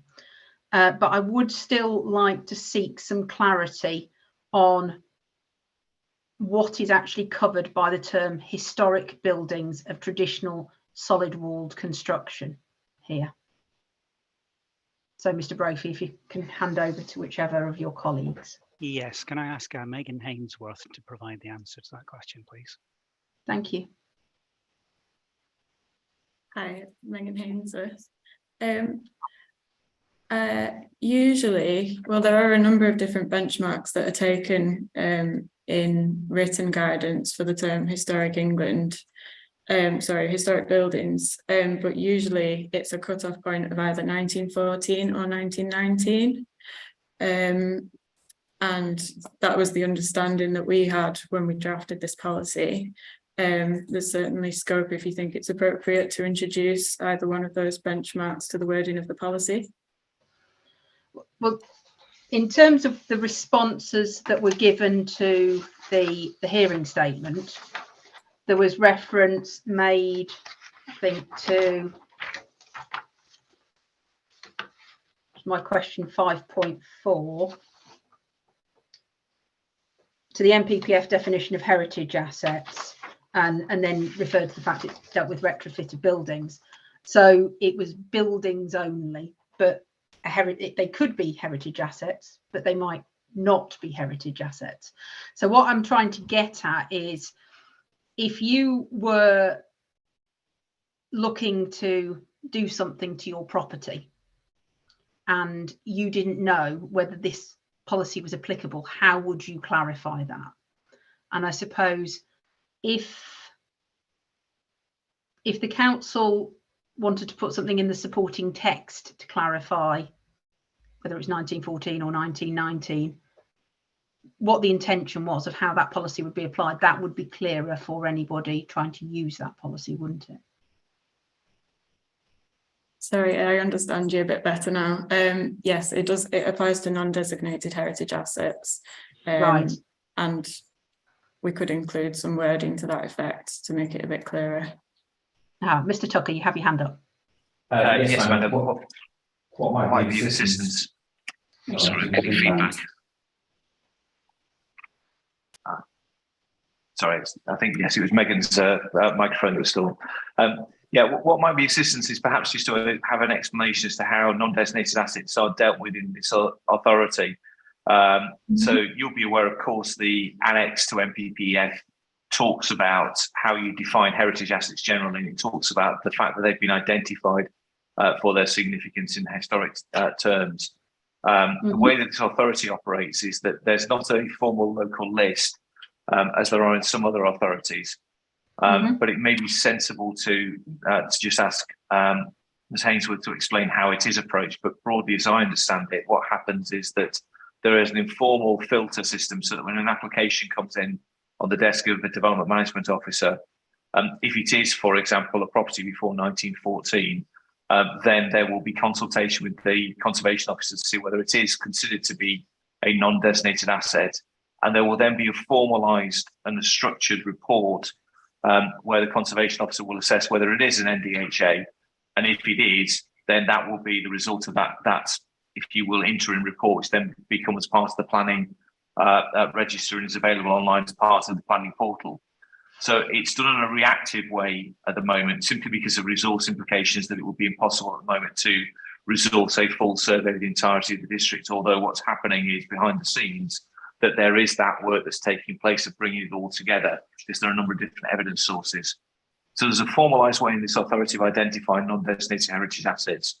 And in discussions, we think that it might perhaps be worthwhile putting together some text to explain that within the text of the plan, so that, for exactly the same reason that you identified, madam, that a member of the public may come to the plan and go, well, is my building caught by this policy? Answer, this is the process you go through. And you may not know at the point of the application, but you will know prior to determination. And that in due course, hopefully within the next decade, that there will be a local list, so that the paragraph could also make reference to the intention to prepare a local list in due course. So that was our thought in terms of adding clarity to the process. Ms. Hainsworth, have I got that right? Or yes, that's exactly right. We have an informal process that the development management officers are aware of for referral of buildings which are pre-1914 unless they're of sufficient and clear architectural value to our team for assessment as an NDHA. And then it's just as you described, there's a formal assessment process, and we're aware of it as an NDHA from that point onwards. The case is, at this point in time, we haven't done a formal local list survey process, but that's something that will be forthcoming. Okay, thank you. I understand a lot more now as a result of both of your interventions. Okay, so yeah, I do agree that it would be sensible to have a modification, I think, to the supporting text to clarify what the situation is there and what process people would follow. So if Yes, that can go on the council's action list, that would be great. We will draft that, thank you. Okay, and then following that and looking back at the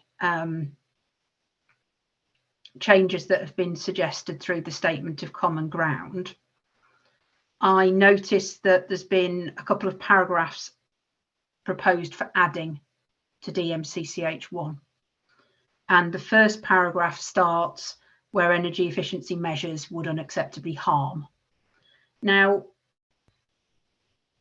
I'd just like to understand what that additional paragraph means in terms of the relationship between unacceptable harm and part L, which it then goes on to discuss at the end of the paragraph.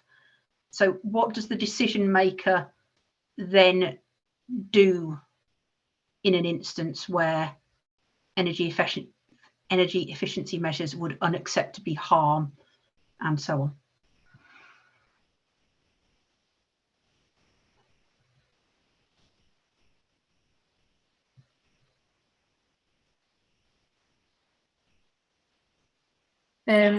It's really just a clarification as requested by Historic England to make it more clear that the buildings to which this policy would usually apply are exempt from the provisions of Part L, and therefore retrofit may not be appropriate for them and isn't required.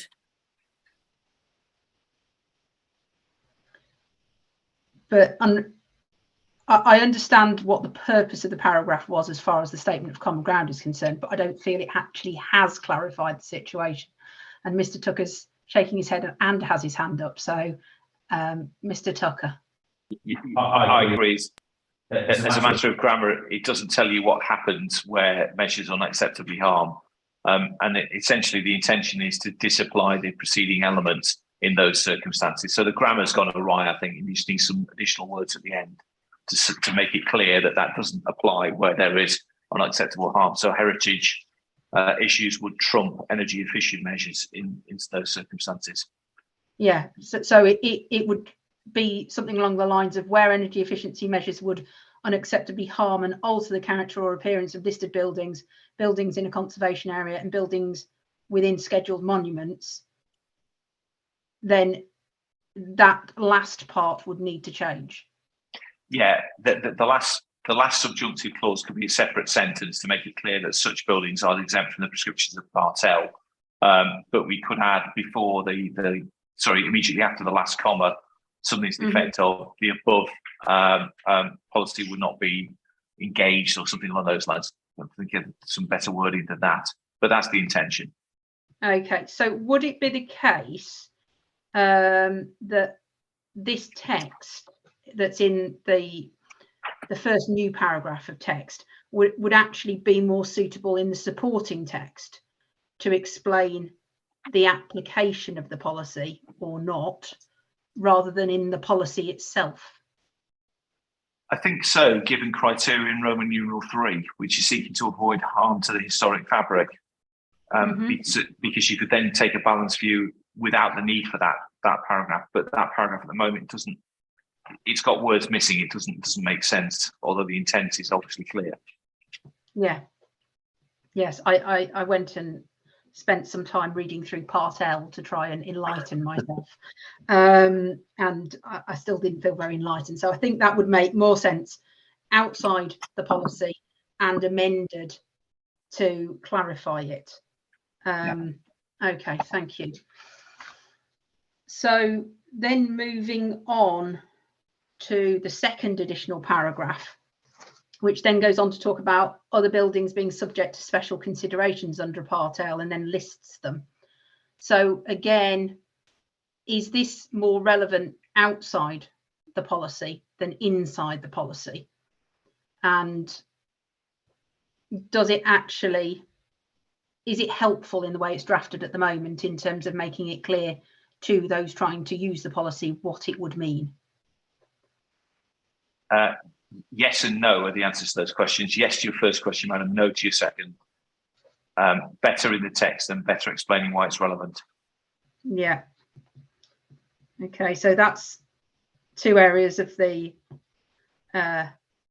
statement of common ground to take away and think about for the council, please. Then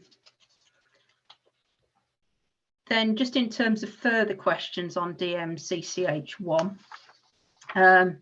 so if,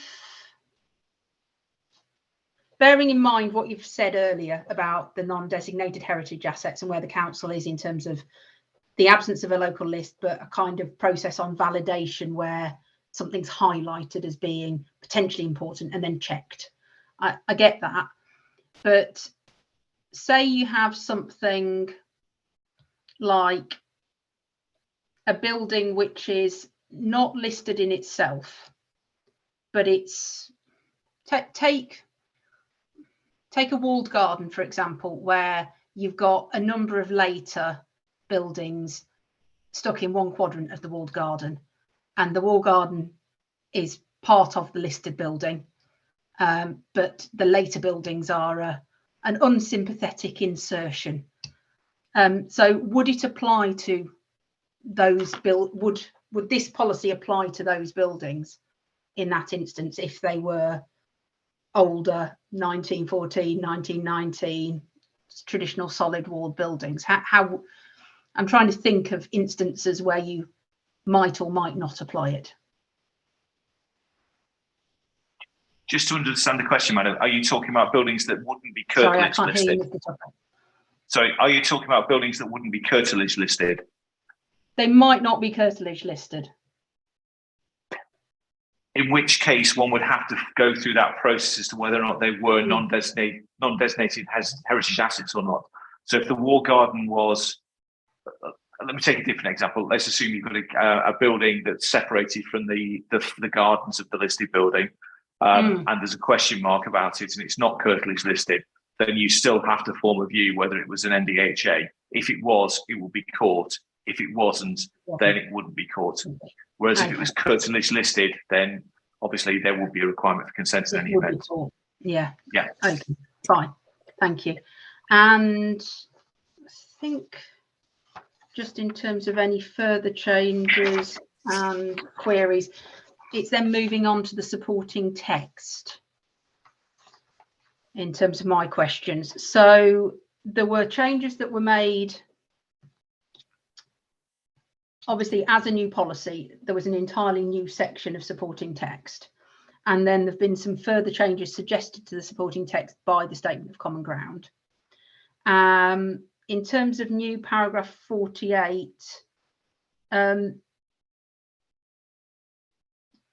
what is the we've got SBTA and STBA. What is either of them? Apologies for the typo in the initial version. It's the STBA, Okay. the Sustainable Traditional Buildings Alliance, which I think is referred to in full elsewhere. Prior to that abbreviation. They are a body made up of various different heritage organisations who have come together to address the issue of retrofit. And they published a number of guidance documents which we've used when gathering evidence before forming this new policy.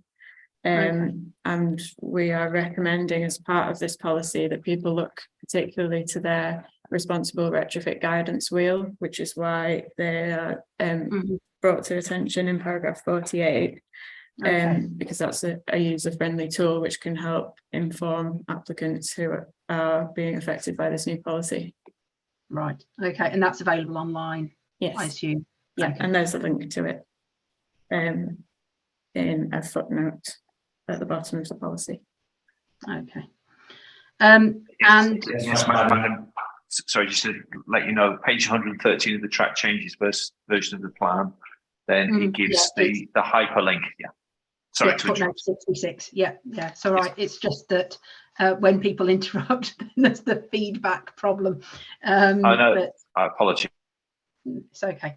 Right. Okay. So just at the end of that new paragraph 48, where we've just talked about the guidance wheel, and then at the end of it, it says decisions related to retrofit will be made on an individual basis according to the specific requirements of each building and the requirements of the other policies in the plan. Is it necessary to be adding that text about the requirements of other policies in the plan at the end of that paragraph?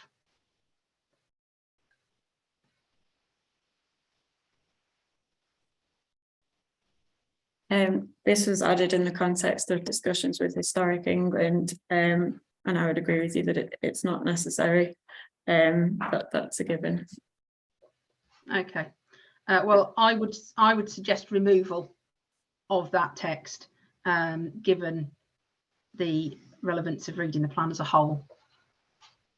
So, I mean, this whole policy and supporting text is going to need some reworking. So when you do that reworking, if you could just remove it, that would be helpful. And then same issue for paragraph 50. It refers, so new paragraph 50 in the statement of common ground refers to policy DM30A. And then there's been an addition of the plan's other historic environment policies. So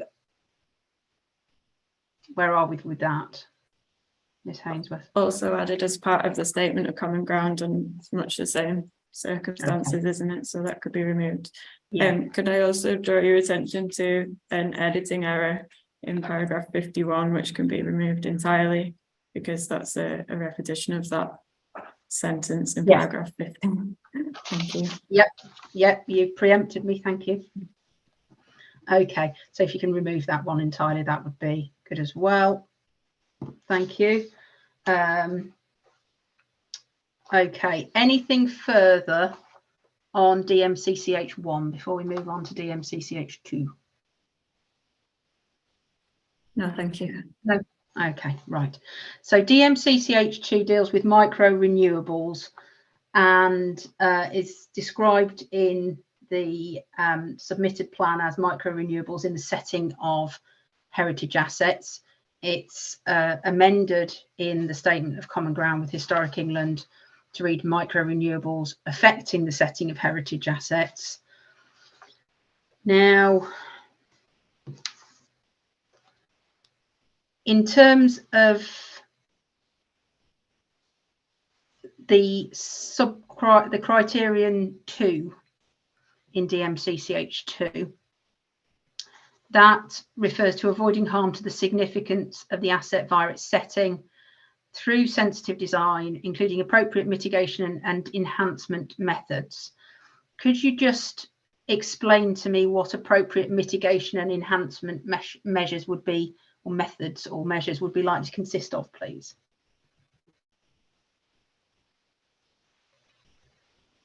So a very common one would be a case of solar panels on a slated roof, and often the case may be that the most significant elevation of the building, i.e. the one that we're most concerned with from a heritage standpoint, is also the south-facing roof slope, and therefore we have to look for ways that solar panels can be included on that roof slope, but in the most sensitive way possible. And in those cases, we would recommend recessed trays as opposed to ones which sit on top of the slates, for example, detailing of the framework. We also, in conservation areas, for example, we would talk about looking for consistency across buildings. For example, if it's a design terrace, we look for the proportions of the array of panels relative to the roof slope as a whole. Those are the kind of things. If it's something like a heat pump, we would discuss the colour and finish. You can get them wrapped, for example, so that they're not as obtrusive. The sighting of it, even planting as a screening measure. Thank you.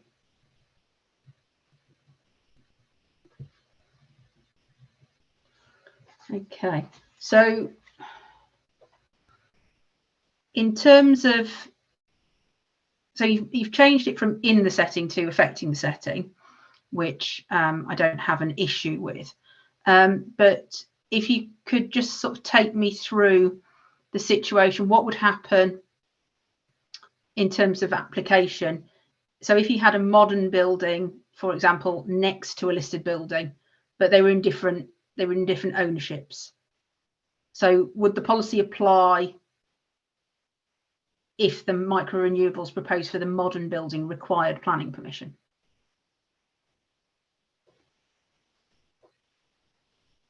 In most cases, yes. The setting of a listed building isn't a fixed entity. It depends on the building's significance, but in most cases where it's a neighbouring building, that would form part of the setting because it's part of the visual experience of the listed building. Okay.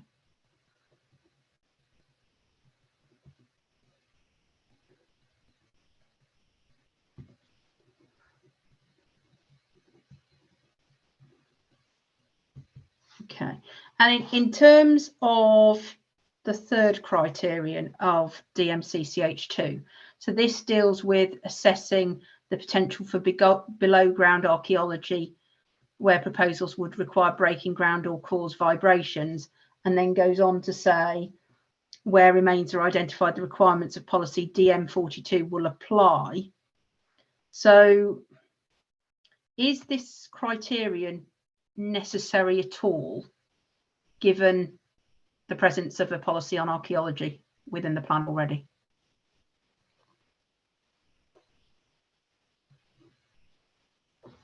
Mr. Tucker, you've got your hand up. I have, madam, but my hand was up for your last point about the change. I apologise. No, it's all right. Don't worry. It was in relation to the change of the title. Just wonder whether or not the change suggested by Historic England is actually right, because of course this is dealing with micro renewables which affect the significance of historic assets. Merely affecting the setting is a matter of indifference unless it gives rise to an effect on the significance. So I wonder if it really should be micro renewables in the setting, but the first sentence is right, which affect the setting will be supported. So I think the title amendment may be wrong, The title might be wrong, but the text might be right. Exactly. And then in answer to your question about criterion 3, since you've asked, as it were, it strikes me that it's a matter for DM42 in any event. That adding that criterion does no more than flag up that it's dealt with by DM42. What I haven't yet checked, but was in the process of checking, is whether DM42 covers dewatering as well, which doesn't appear to be covered by 3, which is an effect in terms of renewable systems potentially altering the water table, which can affect archaeology. But I'll check that, man. Okay, Ms. Hainsworth, did you have anything to add on the third criterion, or indeed on anything else that Mr. Tucker just said about the title? I'd agree with his point about the title. Setting itself is defined by the area that contributes to significance, and as such, it's something in the setting rather than something affecting the setting. With regard to archaeology, the reason this was added, it might be useful to know, is because it was flagged up as part of our background evidence document. When we did the literature review, we found that a lot of guidance pointed to the fact that, particularly for water source heat pumps, large areas of excavation are necessary. And this is something which is new and unique. and we weren't sure whether it would be necessarily covered adequately by the existing archaeology policy. Okay. Just going to go and read through the existing archaeology policy whilst I'm on.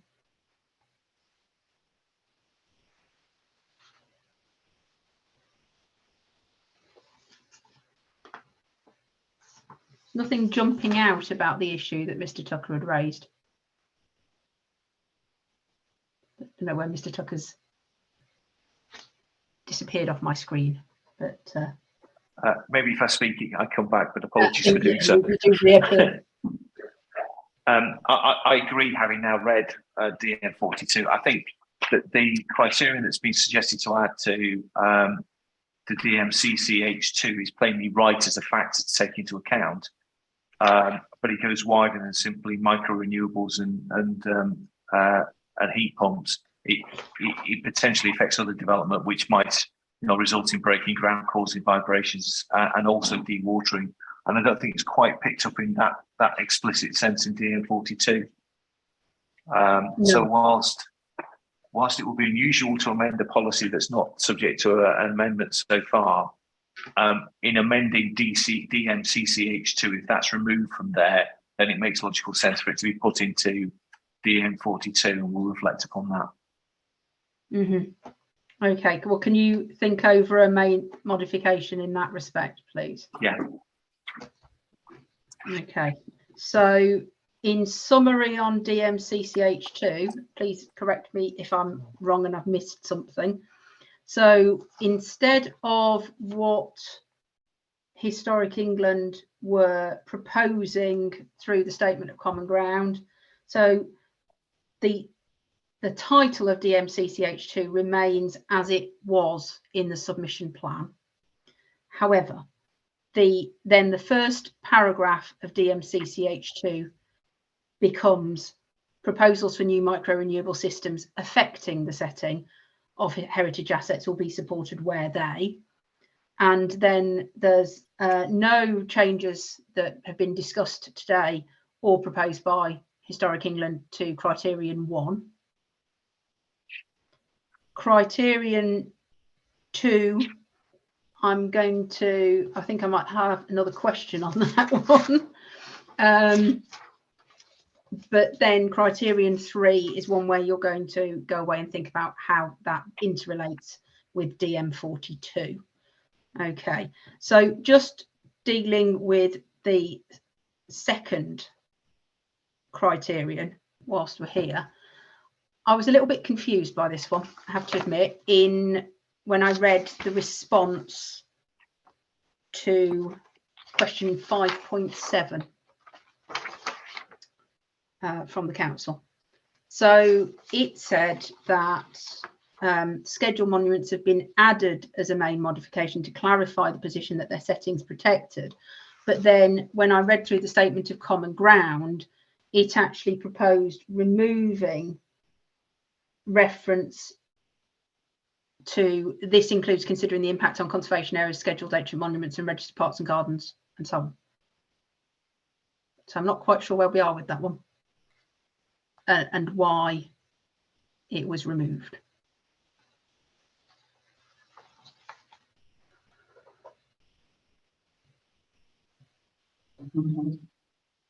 Right.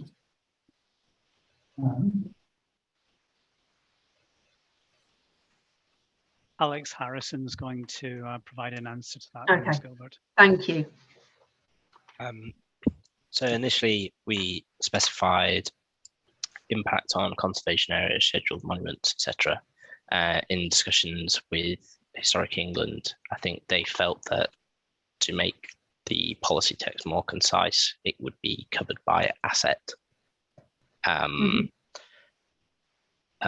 Initially, we felt it'd be better just to clarify what asset is in the policy text. However, we agreed through the Statement of Common Ground to make this change at the time. Okay, so effectively things have moved on, and we've got to the point where the suggestion from the council is that criterion 2 therefore read, avoid harm to the significance of the asset via its setting through sensitive design, including appropriate mitigation and enhancement methods. And then presumably screening has been removed because, as Ms Hainsworth already described, it could be a mitigation, an enhancement method by landscaping, etc., or by wrapping it, depending on what it is. Okay, right. I don't have a particular issue with taking out that additional wording in terms of the asset being sufficient. Anything further on that? Okay, fine. So in terms of modifications, it was the retaining the title, modifying the first sentence as per the statement of common ground, modifying the second criterion as per the statement of common ground, and then going away and thinking about criterion 3. Okay, great, thank you.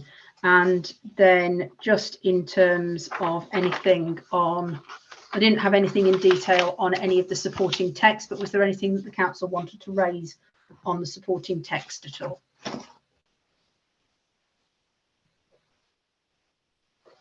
No, thank you. Okay, anything further, Mr. Tucker? Not for me, thank you, madam. Okay, thank you. Right, that concludes all the questions I've got on matter 5. Thank you very much. Anything else anybody wants to raise on matter 5? No? Right. Thank you very much for your time, Ms Hainsworth and Mr Harrison. Okay, so who is going to be leading for the council on monitoring? It's going to be Mrs Richards. Okay. Hello again, Mrs Richards. Hello. Okay, let me just move over to matter 9. So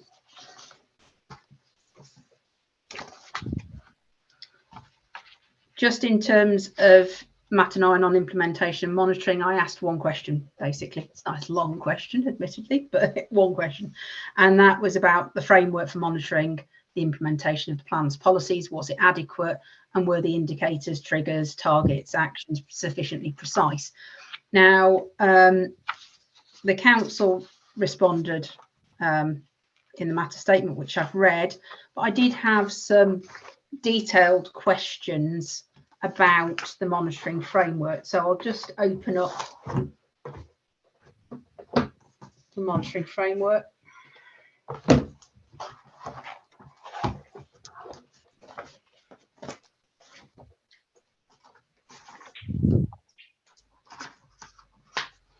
So this is based at the back of the Part 1 plan, and I did do a little bit of word searching when I was looking at this and preparing, and I did notice that there might be some issues in the monitoring framework in terms of whether it fully reflects the policies that are proposed for deletion and the policies which are proposed as new policies. Okay, so I would suggest that the council does a check of every policy number that isn't supposed to exist anymore and every policy which is new, and thinks about whether there's any other places where they should be removed or added. So for example, if you do a word search for policy DM30, which would be replaced by 30A, B and C, there's a few instances where that's the case. So just going through in a bit more detail, and I'll refer to page numbers as I see them on the I've got a paper version in front of me, but I'll also go to the an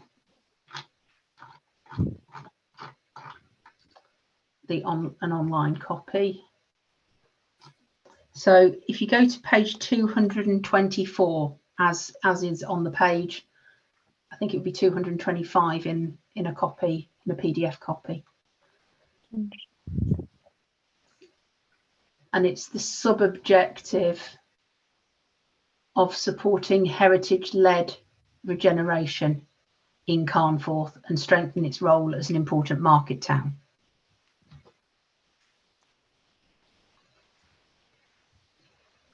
Just trying to find it on my copy. Yeah. What page is it? 224. 224 on my printed copy. Yep. Yeah.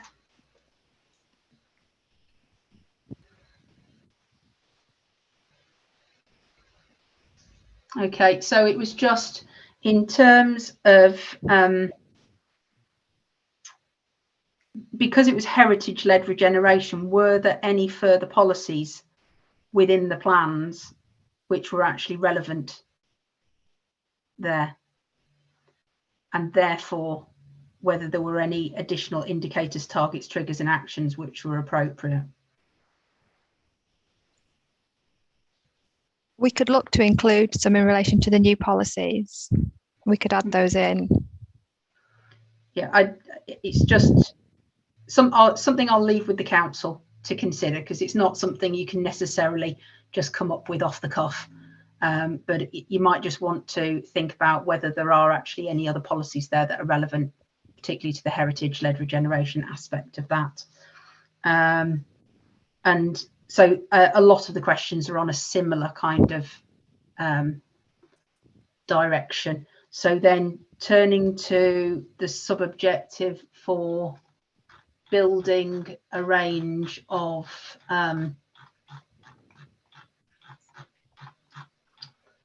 housing types, sizes and tenures to meet the needs of all members of the community. So that's on page 228. Again, in this particular instance, I wanted to ask the question as to whether it was relevant to refer to first homes. Again, we can explore that and look to include something. Yeah, okay. One to take away. And then there was a sub-objective on page 229, which reads, ensuring that new development is well designed, sustainable and meets the required energy and water efficiency standards. So there is reference in the indicators to electric vehicle charging point provision and in the targets, but there's no reference to DM62. Okay, we can add that. We can definitely add that into the policies. Yeah. Thank you.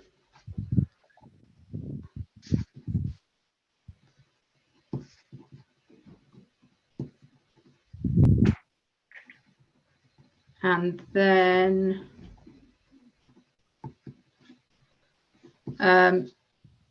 page 230 and page 231. So it goes over the page, securing the long-term sustainability of rural communities. Mm-hmm. And then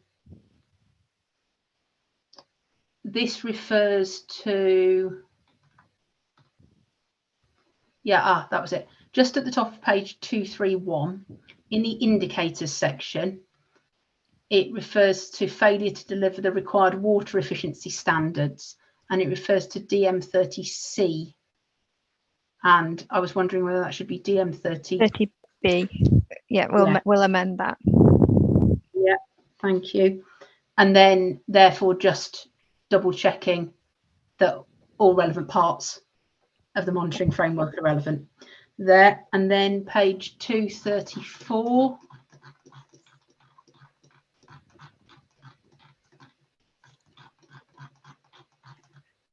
Okay, so we're then on to conserving and enhancing the district's heritage assets and their settings in a manner appropriate to their significance so that they continue to be enjoyed by this and future generations.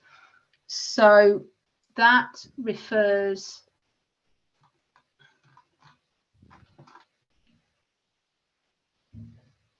should it refer to DMCCH1 and DMCCH2?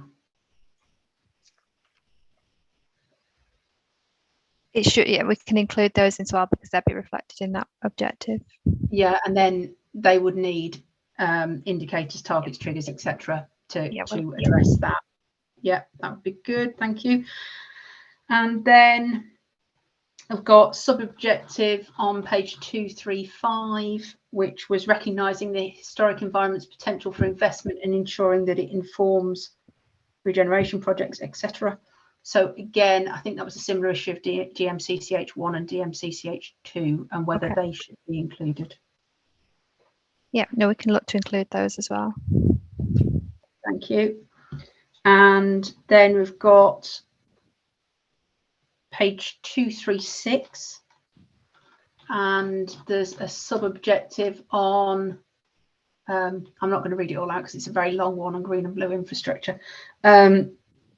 But I just wondered, how was the percentage of the district, so this is just on the turn of the page, the percentage of the district designated as green and blue infrastructure, how is that percentage measured and how frequently would it be reassessed and remeasured? We were planning to measure that as part of the evidence base that we collected for the Gbi strategy. So we'd have a baseline position, and then we're currently looking at sort of reviewing that through annually as part of the authority monitoring report. So looking at changes that might occur. Okay.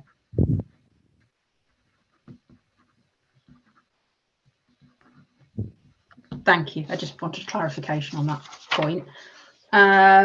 Then on page 242,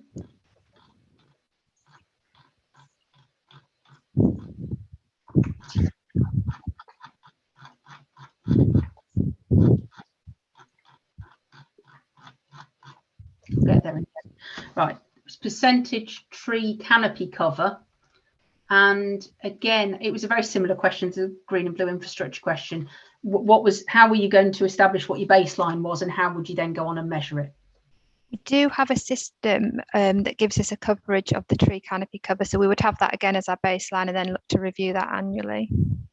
Okay, so there's a system already in place. There's a national database that we can extract information from. Okay. Blue Sky, sorry. Thank you. And then again on page 242, so recorded enhancement schemes for green and blue infrastructure, how will these be reported? So we're setting up a system with our development management colleagues where we have a performer to collect quite a lot of this data, and one of them will be asking them for information on where there's been any green and blue infrastructure enhancements as part of an application. So we'll be collecting it through that route. Thank you.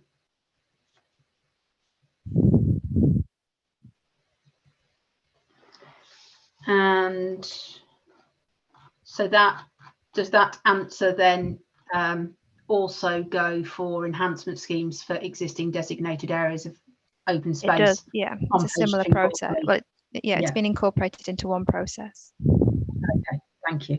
Thanks for clarifying that.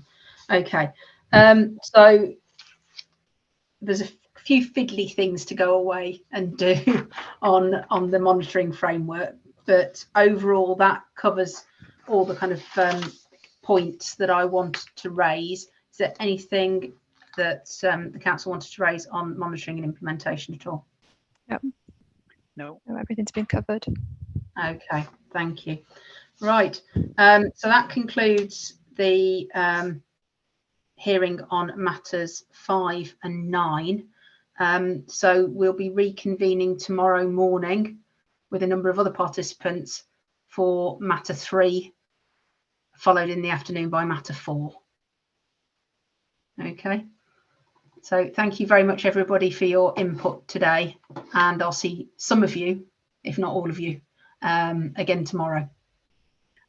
Thank you very much. Thank you, Madam. Thank you. Thank you. Have a good evening. Cheers. Bye-bye.